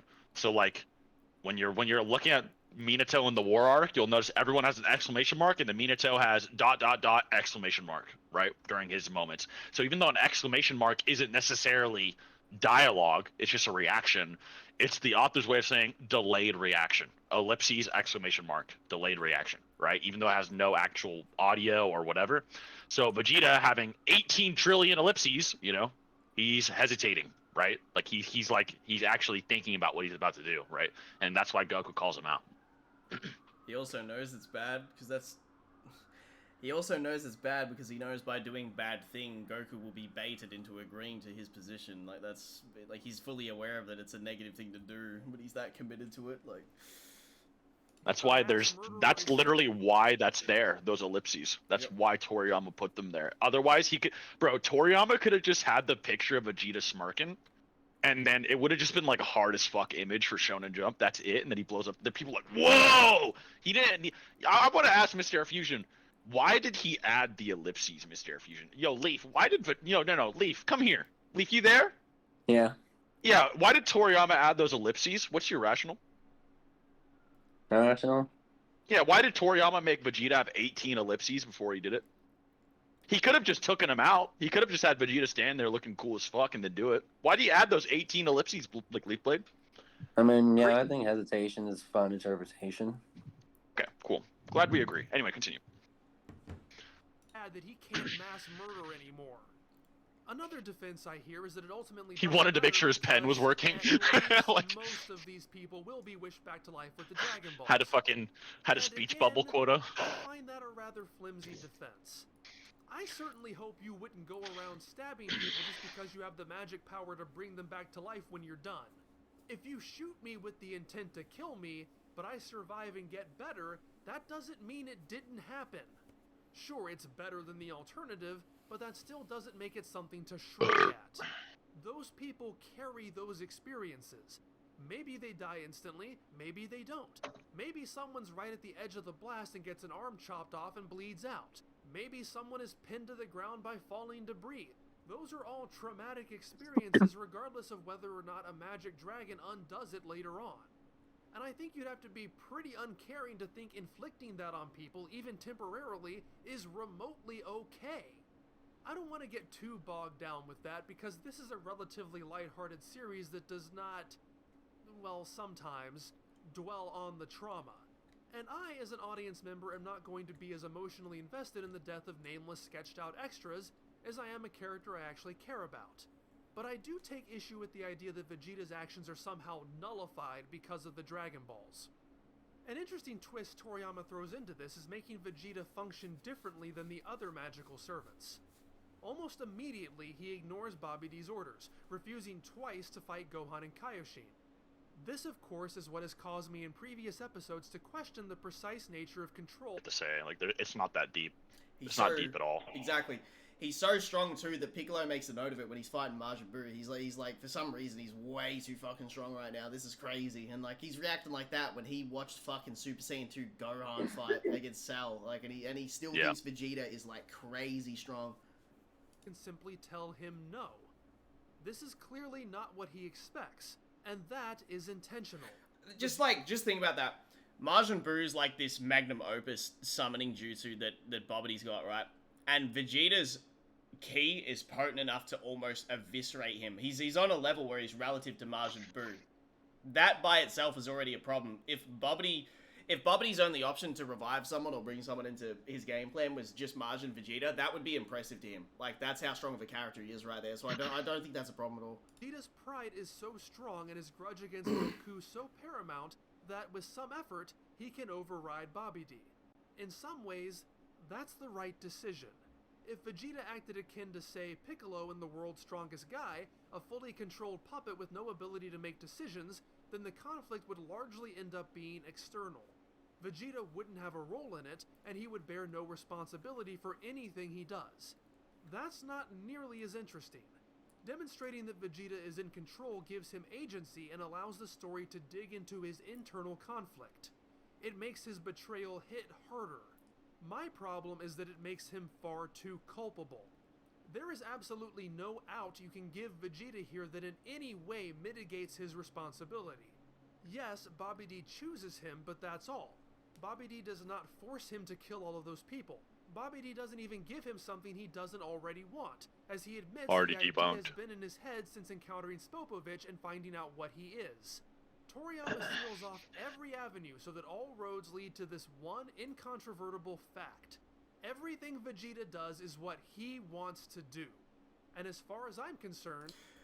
But we know that there are instances where Bobity's mind control is fucking with Vegeta. Like, not entirely, but he does actually have to fight against it at a stage. It's very possible that him even blowing up the stadium was him giving into a desire that he probably wouldn't have entirely done if he was, like, not with the M on his head. There's a possibility he We might have- don't know fully like what he's doing. Like the other thing too you have to think about is like apparently the Majin thing makes you inherently more evil. Like it was implied that like they thought that he would just do Vegeta's like that Vegeta would just do their will like right away like the second the M was on his head. Like so it's like it's implied it has some type of influence even without like fucking going over the top on it, but that's totally different. It's whatever. You can say that it's at least influencing some desires that he probably wouldn't do in a more optimal mindset for sure. Like it's very possible. I think Vegeta might also be giving into them as well. He's like, this is I actually sort of like low key agree with this thought. Like I need to confront it sort of thing as well. Like and that's what the fight with Goku also is. He does say it's just symbolic. It's symbolic, yeah. Yeah, it is. So and he does say something similar to that too, where he's like, I gave into it because it was sort of it was making him go back to his old self. So there's clearly like this like magnetic pull towards those negative fucking intentions, which again, like you said, Bobbity thought he could just naturally do. Yeah. That makes him completely irredeemable as a character. You know, assuming he wasn't already. So making him a mindless zombie is out. But I don't think making him a gleeful serial killer is any better. Maybe I'm crazy, but I feel there could have been some middle ground here. It's why I asked before what exactly is the so-called evil that Bobby D is able to latch onto. If it is in fact our worst impulses we typically control... It's the thing that Vegeta clarifies. He clarifies that by... It's the negative thoughts. It is, yeah. Vegeta does clarify in the fight with Goku. He's like, I gave into it because it made me fucking feel like I was in the past. Like, it clearly has influence over his mental. Brought to the surface and made to control us. Part of me thinks that might have been the solution. Keep the idea that Vegeta is regretting the direction of his life. Keep Goku as a catalyst that helps exacerbate that wound. There is a part of him that does want this. But tweak it so that Vegeta thinks he has it under control, or that it's so repressed he doesn't even realize it's still there. They've brought their own worst enemy with them, but none of them knows it. That's what makes Bobby D so dangerous. If you have not completely mastered yourself, conquered your own demons, then Bobby D can make them conquer you. And I'm sure so the past conquers Vegeta. Convince themselves that that's exactly what happens. I also think this blanket idea of him just being like, oh, watch out, your biggest enemy is right next to you, but he doesn't do anything to anyone else, it's just Goku. Like, that narrative has been consistent the whole series. He has a problem with Goku specifically. And then even while still under the influence of the Majin powers, he goes and fights Boo. But the story is absolutely clear on the fact that Vegeta is in complete control of his actions. When he gets tired of being evil, he simply chooses to stop. He carries the mark of servitude to Bobby D until the very end, and everything he does is exactly what he wants like the mark to of do. servitude to Frieza. Killing innocent people or sacrificing his own life. But in making these... His outfit is from his servitude to Frieza. Yep. And how it's slowly being taken off, but it's still there, like...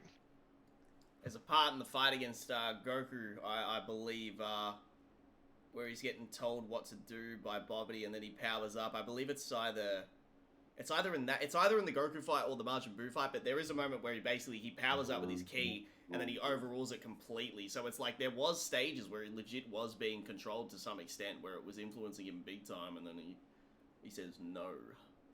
Just exaggerating the negative side. You still get the culmination of his journey. You can still have Vegeta fight against Hey, Leaf. control. Wait, pause it. Yep. Yeah.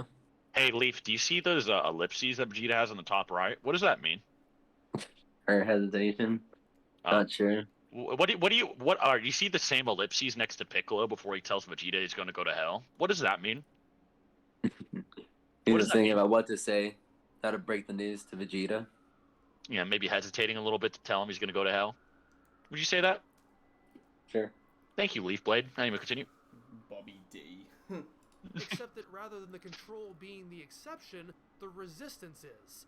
You still get Goku appealing to his better nature, you still get the eventual sacrifice as Vegeta would rightly take blame for what happens, as a better man would never have been susceptible to this in the first place. But you have a much more convincing redemptive arc because while Vegeta is to blame, he doesn't actively choose it or control it. And more importantly, Vegeta wouldn't come off as this petulant, petty baby who stamps his feet because he can't get his way. The way it's written, I feel, only works if this is the actual end for Vegeta, if his journey is ultimately one of failure, capped by one feeble and pointless redemptive act.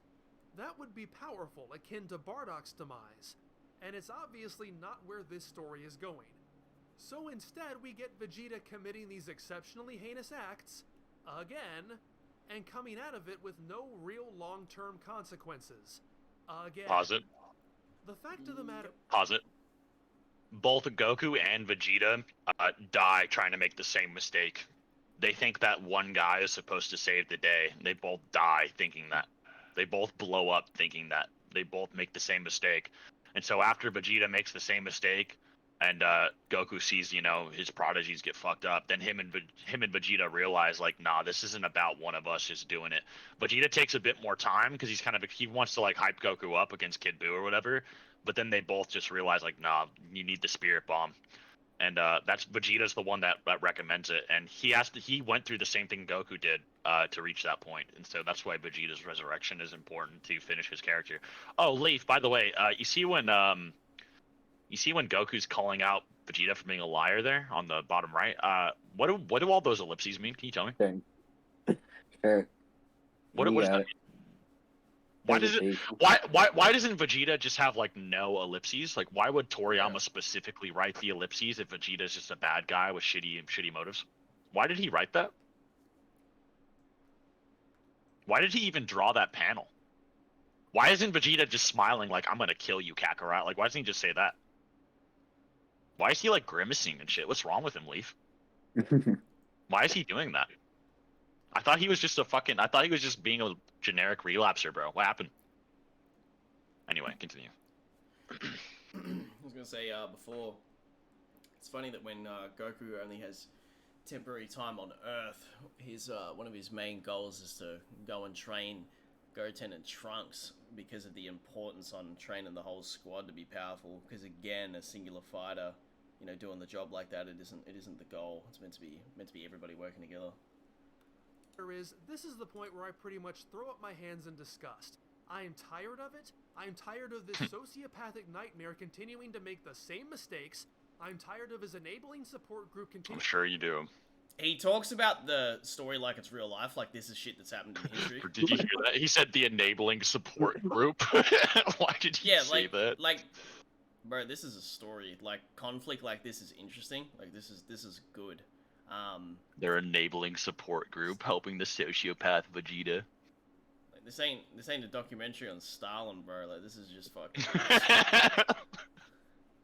To largely look the other way.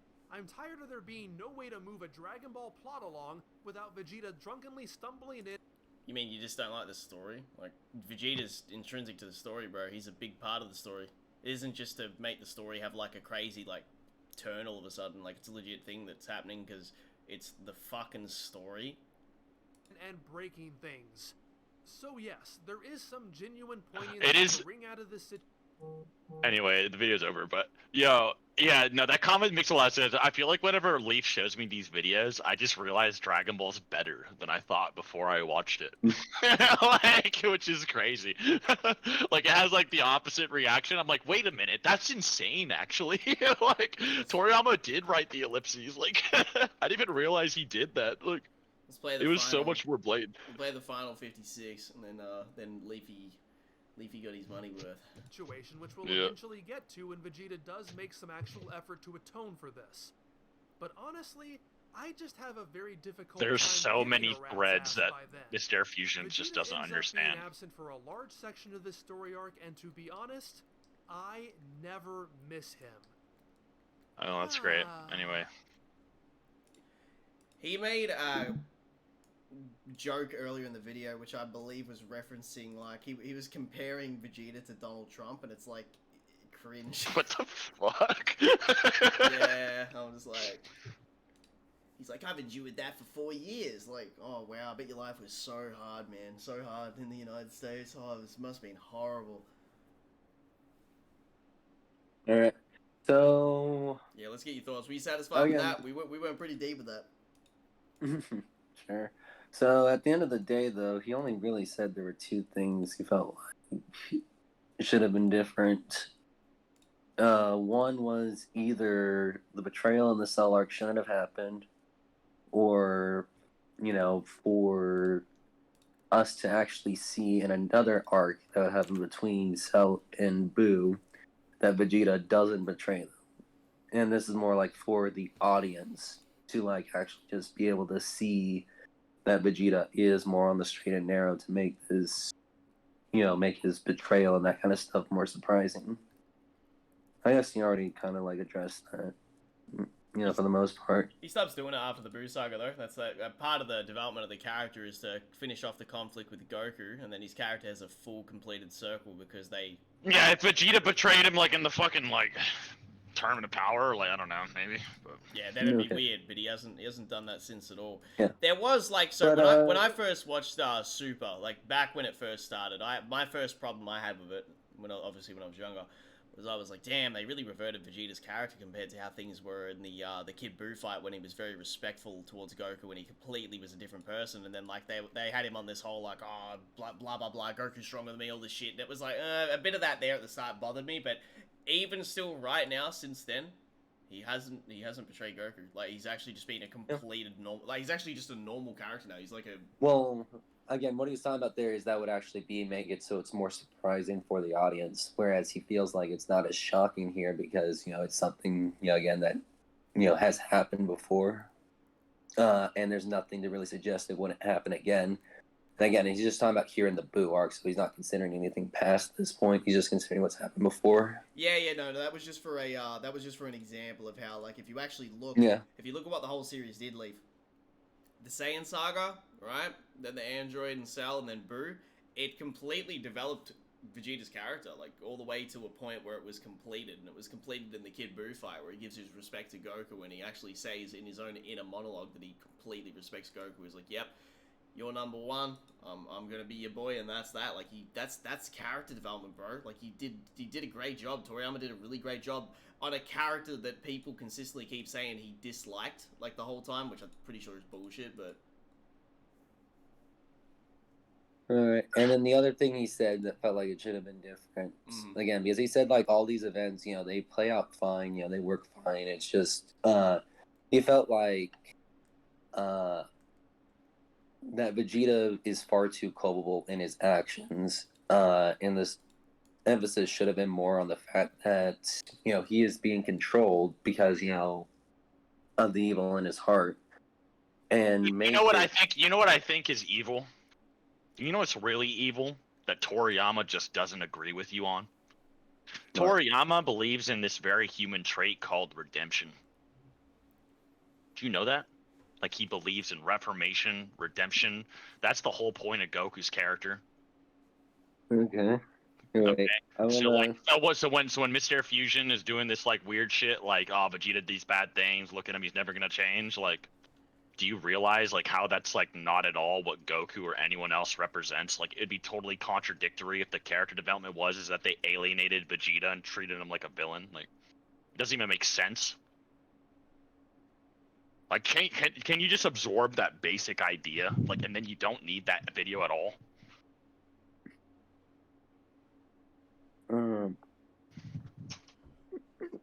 I zoned out for a second. I don't feel like I learned anything. His brain just ellipsed in real life. It just didn't know how to process that concept. That was crazy. No, We just heard that in real time. Like his brain trying to process it. I was thinking about conflict. Funny.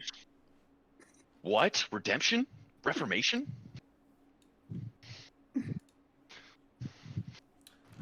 I feel it on the screen, Clyde. I'm not putting that on the screen, dog. That's. I mean, if you drop 100, I will. I'll do that as a. Oh shit. Let me hook you up with that link real quick, Leaf. I'll $100. $100. I'll throw that on the. There you go. Right $100, he'll do it, dude. I'll throw that on the screen. Okay. $100, he'll do it, man. Yeah, straight up.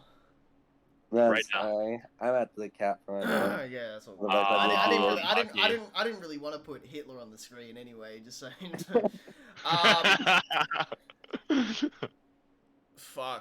Oh yeah, I was gonna say this.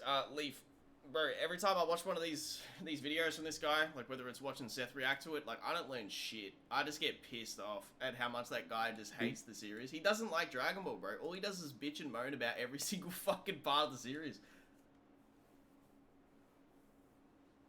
I actually didn't learn anything from that video. I learned how to fucking view it in a different angle that was not his. What about the chat? What about the chat? Chat, what did you guys think of that? How'd you guys feel about that reaction in that video?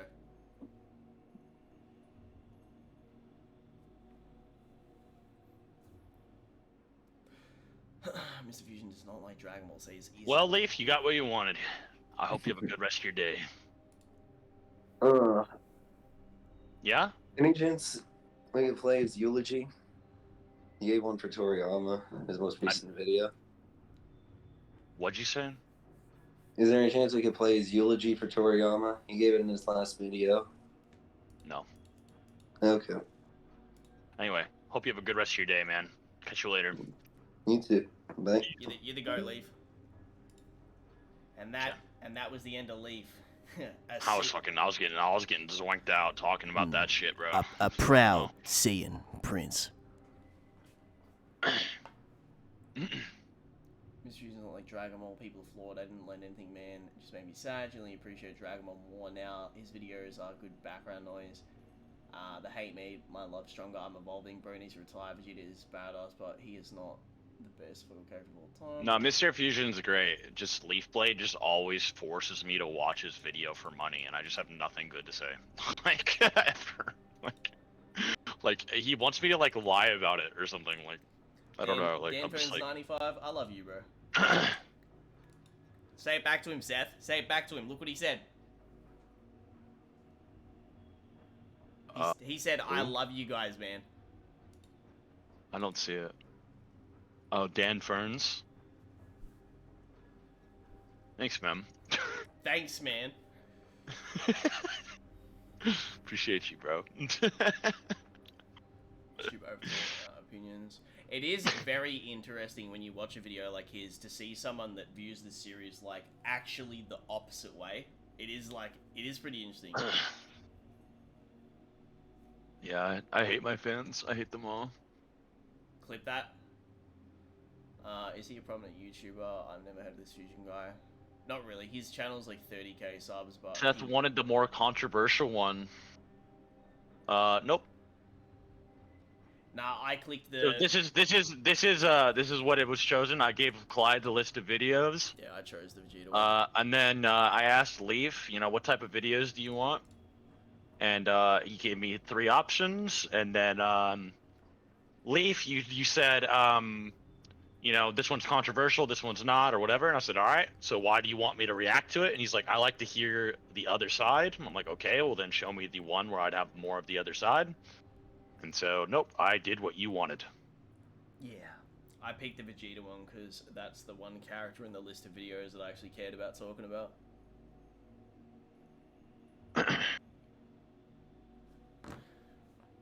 When roses are branded your weapons against me, won't prosper with this sacred treasure or summon. What? What the hell would you say? Good pick, Clyde. Yeah, I thought it would be the most contentious one. I mean, fuck, we got 2 hours of content out of it. That was surprising. The transformation is more badass. I'll let you choose, John Wick. Just as a... hang on. Bro, I love Vegeta now. You guys should anyway. He's a cool character. I'm not mad. I'm tired. Fuck it. I'm tired of you. That was like me clocking out. I'm just slumped now in my chair. I'm like, job's done.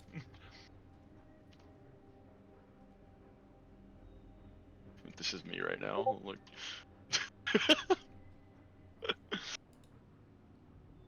I'm literally listening to Ari.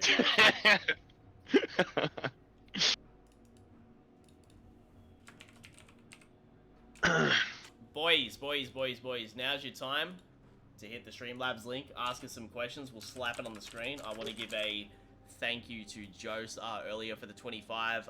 Hating on Vegeta in 2024 is crazy work, not gonna lie. True. Anyway, I need to go eat. So hope you guys enjoyed my input. But yeah. We got it done. We got it done. Leaf Blade, we promised you that we would do that. I hope you enjoyed it. Again, you know the drill. Just if you want us to do shit like this in the future, just support what we do and so on, and we'll get around to it. But we actually went way more in depth with that than expected. So, alright. Yeah. Are you leaving too? I don't know. I want to chill and chat for like another 10, 20 more minutes, and then we can end. But that's up to you. If you want to bounce now, it's fine. I can chill. Whatever. Chilling's easy. Watching the videos was fucking draining. Fucking hell. I hate that shit. It's like working on like hard as fuck.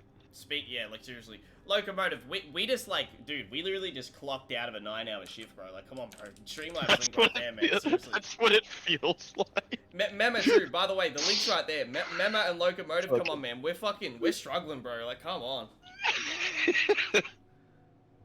That's rough. Oh man, just a $100 donation. Oh, that would cure all my pain right now. I'd be like, oh, I'd be invigorated. I'd be like Popeye with a can of spinach. Let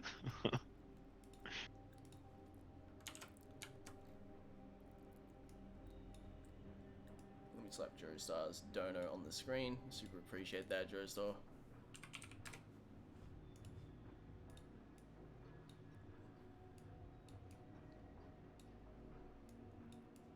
It's a 25. Thanks, dude. Arigato receipts my 091. Mr. Fusion equal 9 hours shift. This is what Mr. Fusion illiteracy does to you.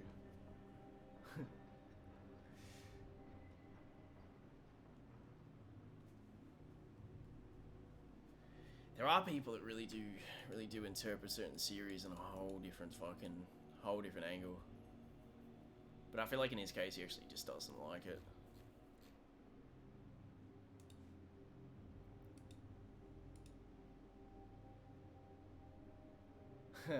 Locomotive, I can't hear you.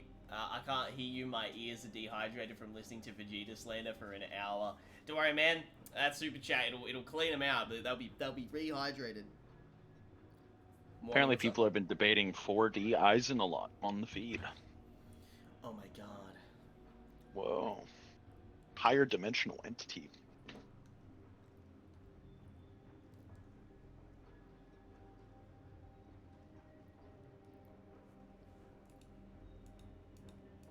That last video is actually doing pretty well.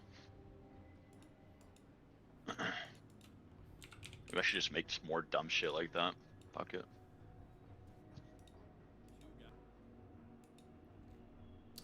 That individual who spices up the ending too. And he fucked up the video, low-key. It like the footage like desyncs after like 17 minutes or 19 minutes or something. Next one, I'm definitely gonna get on top. It happened with the that happened with another video as well. I think the Beerus one, it desyncs. So he low-key fucks it up. I'm gonna get on his ass more though next time. Yeah, just make sure to triple check next time when it's rendered. Equals 5D question mark said that video thumbnail was funny as fuck. You guys take it that bleach dimensional scaling is actually valid. For a donation, we'll answer that. I mean, the fucking link. Let me hook you up with that. We'll go super in depth with that actually. How did Frieza get that strong? And who do you hate more, Goku Black or Frieza? I don't hate either, but I would prefer Frieza as villain. You also know is fine. Yeah, so is the super chat, bro. The thought of Naruto going Baryon mode against a cripple is too funny, even if it's Goku. Kurama, we have to use his technique. This guy's crazy.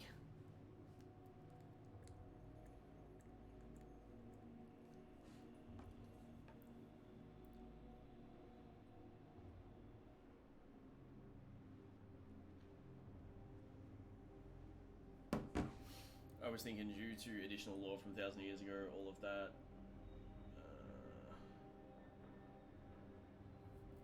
Yeah, you're talking about that weird Sparta character from the Wii game.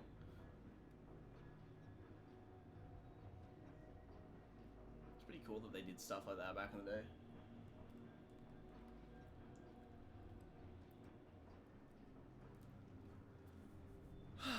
boys, we'll stream for roughly 10 more minutes and then we'll wrap it up. We'll do a normal stream probably tomorrow or the next day. This was specifically for the Leaf Blade because he did donate for it, so...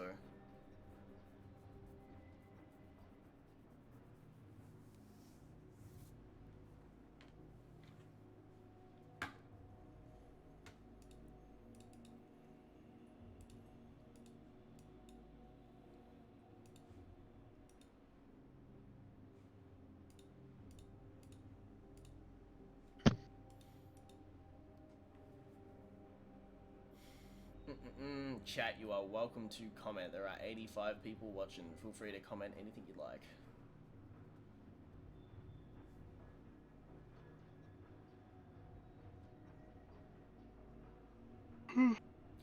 Which sword is heavier in real life? Zangetsu or Zabuza's 7 Ninja Swordsman Blade? Apparently to Ichigo, Zanpakutos don't weigh anything to the user. So probably Zabuza.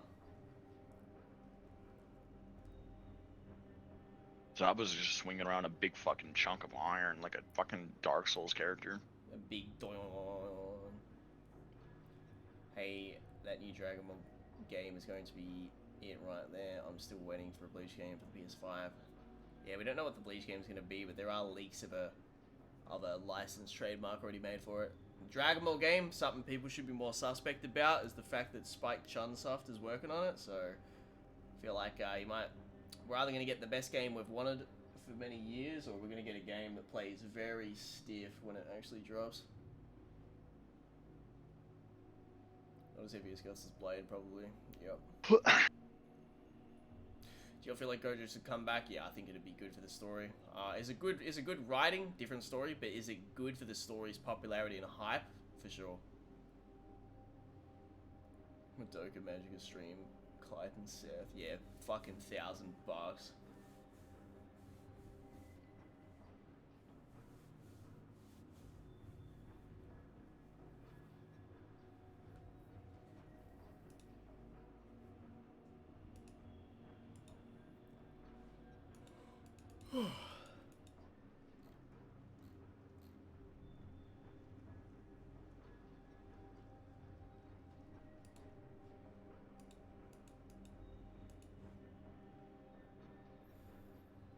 Get back to the grind. Goated stream. Seth, Clyde, much love. Take care, man. I hope you have a nice day, bro. Seth, you better make that Vegeta character analysis video. It's gonna bang. I always appreciate your view of the story. Which one is better, Reanimation, Jutsu, or Tashi South? You tell me, John Wick. I feel like sometimes I'm the only one who can fucking do it. Which is sad. I'm not even like a narrative guy.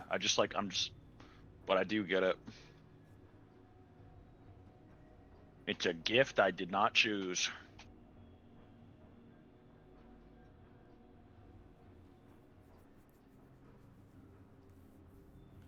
Duel Links? Nah, bro. Done with you, year. What's up, boys? Never got into JJK, but Seth told you a Meadowman video was very well done. Thanks. Chat wild. I feel like all my new videos are pretty well done, to be honest. I've been working really hard on trying to make them like high quality. I mean, sometimes the editing like glitches out and shit because I'm a fucking moron, but yeah, I think they're very well done. I hatched 1,500 Gilga eggs and no shiny. Should I give up? No, don't give up.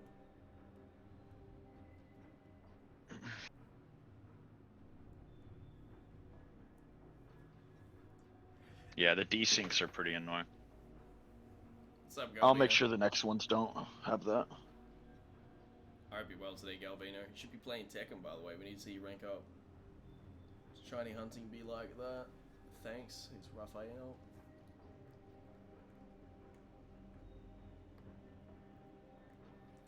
Support myself a mic. Awesome, bro. Get on that Sigma male grind, Seth.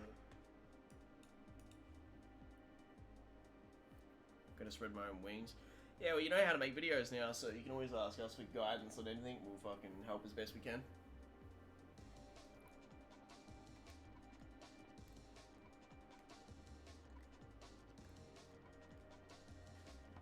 I made that meme video with Diary of Jane, like, as a joke, and then I'm like, wait, this song fucking slaps, and I listened to it 5 times during that fucking argument with Leaf.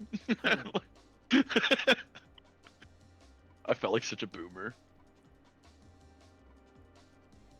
Ready for a Clyde upload now. I'm ready for a Carterman donation, bro. That's what I'm ready for, but don't worry, videos are on the way.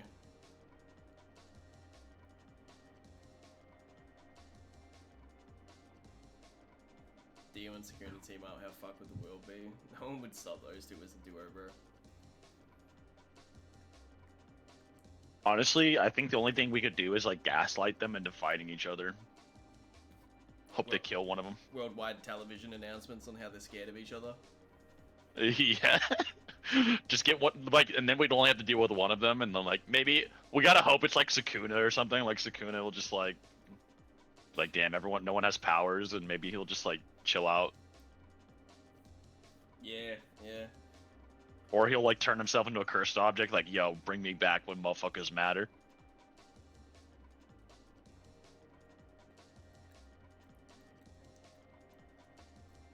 I agree, John Wick, by the way. I agree.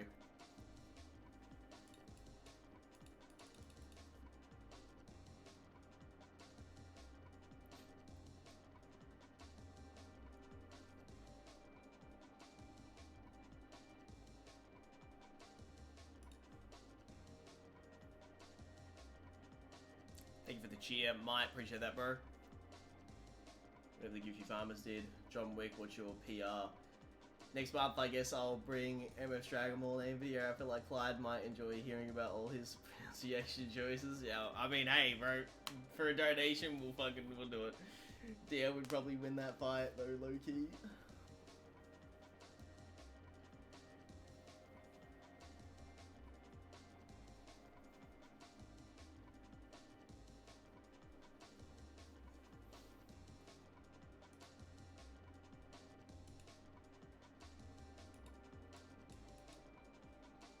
Hey, yo, I wasn't even notified of the stream. What's up, Chidori Master?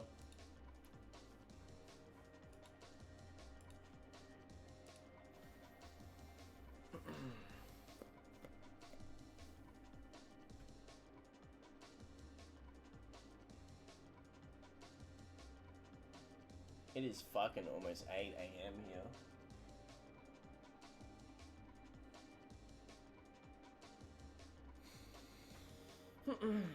Chidori Master, you got any super chat questions you want to ask before we wrap up the stream, King? Because we'll probably wrap it up in a few minutes as we are finished with that video.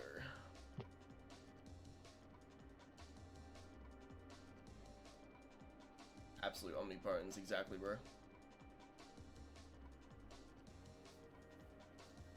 Knock yourself out. We'll hear your question and then we'll end.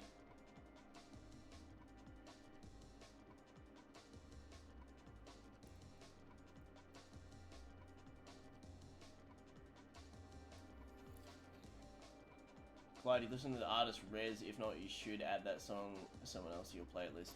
It's a good song. Rez someone else.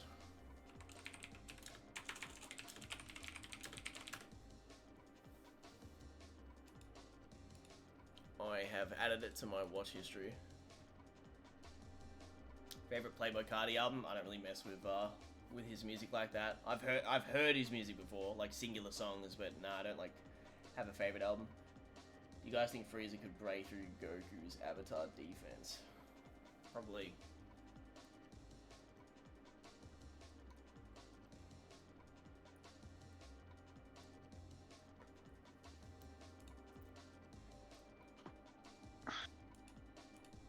Is this what you seen at the end of your bed the other day? No. It was just a floating house cat. Boys, you know how you can fucking, you know how like people see like shadow men if they wake up like in the middle of like a dream state or whatever, like you can see like a hallucination when you wake up. So I saw a hallucination, but it wasn't a shadow man, it was a fucking floating house cat, like a giant floating house cat over my bed, and then it like dissipated. It was fucking scary. It was the most random, like, fucking sleep hallucination ever. It was scary, dude. It was just a normal ass cat, but like giant.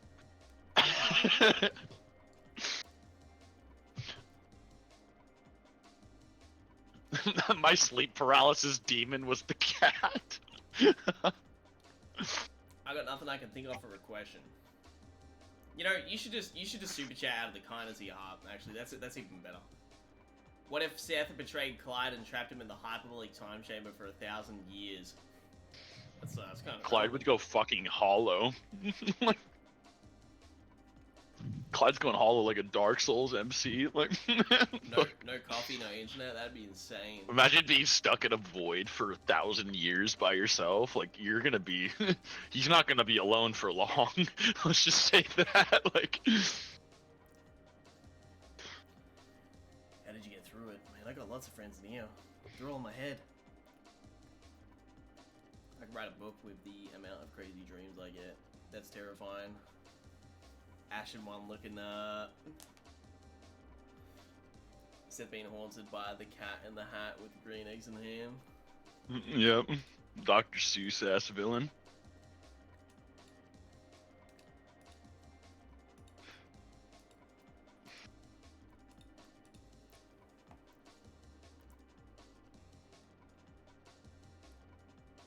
This man finna start seeing imaginary friends in a month.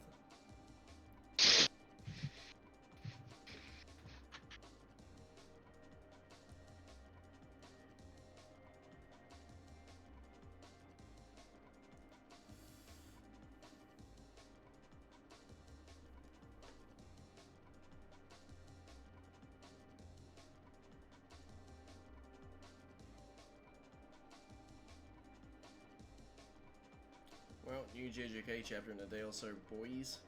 Hopefully something crazy happens.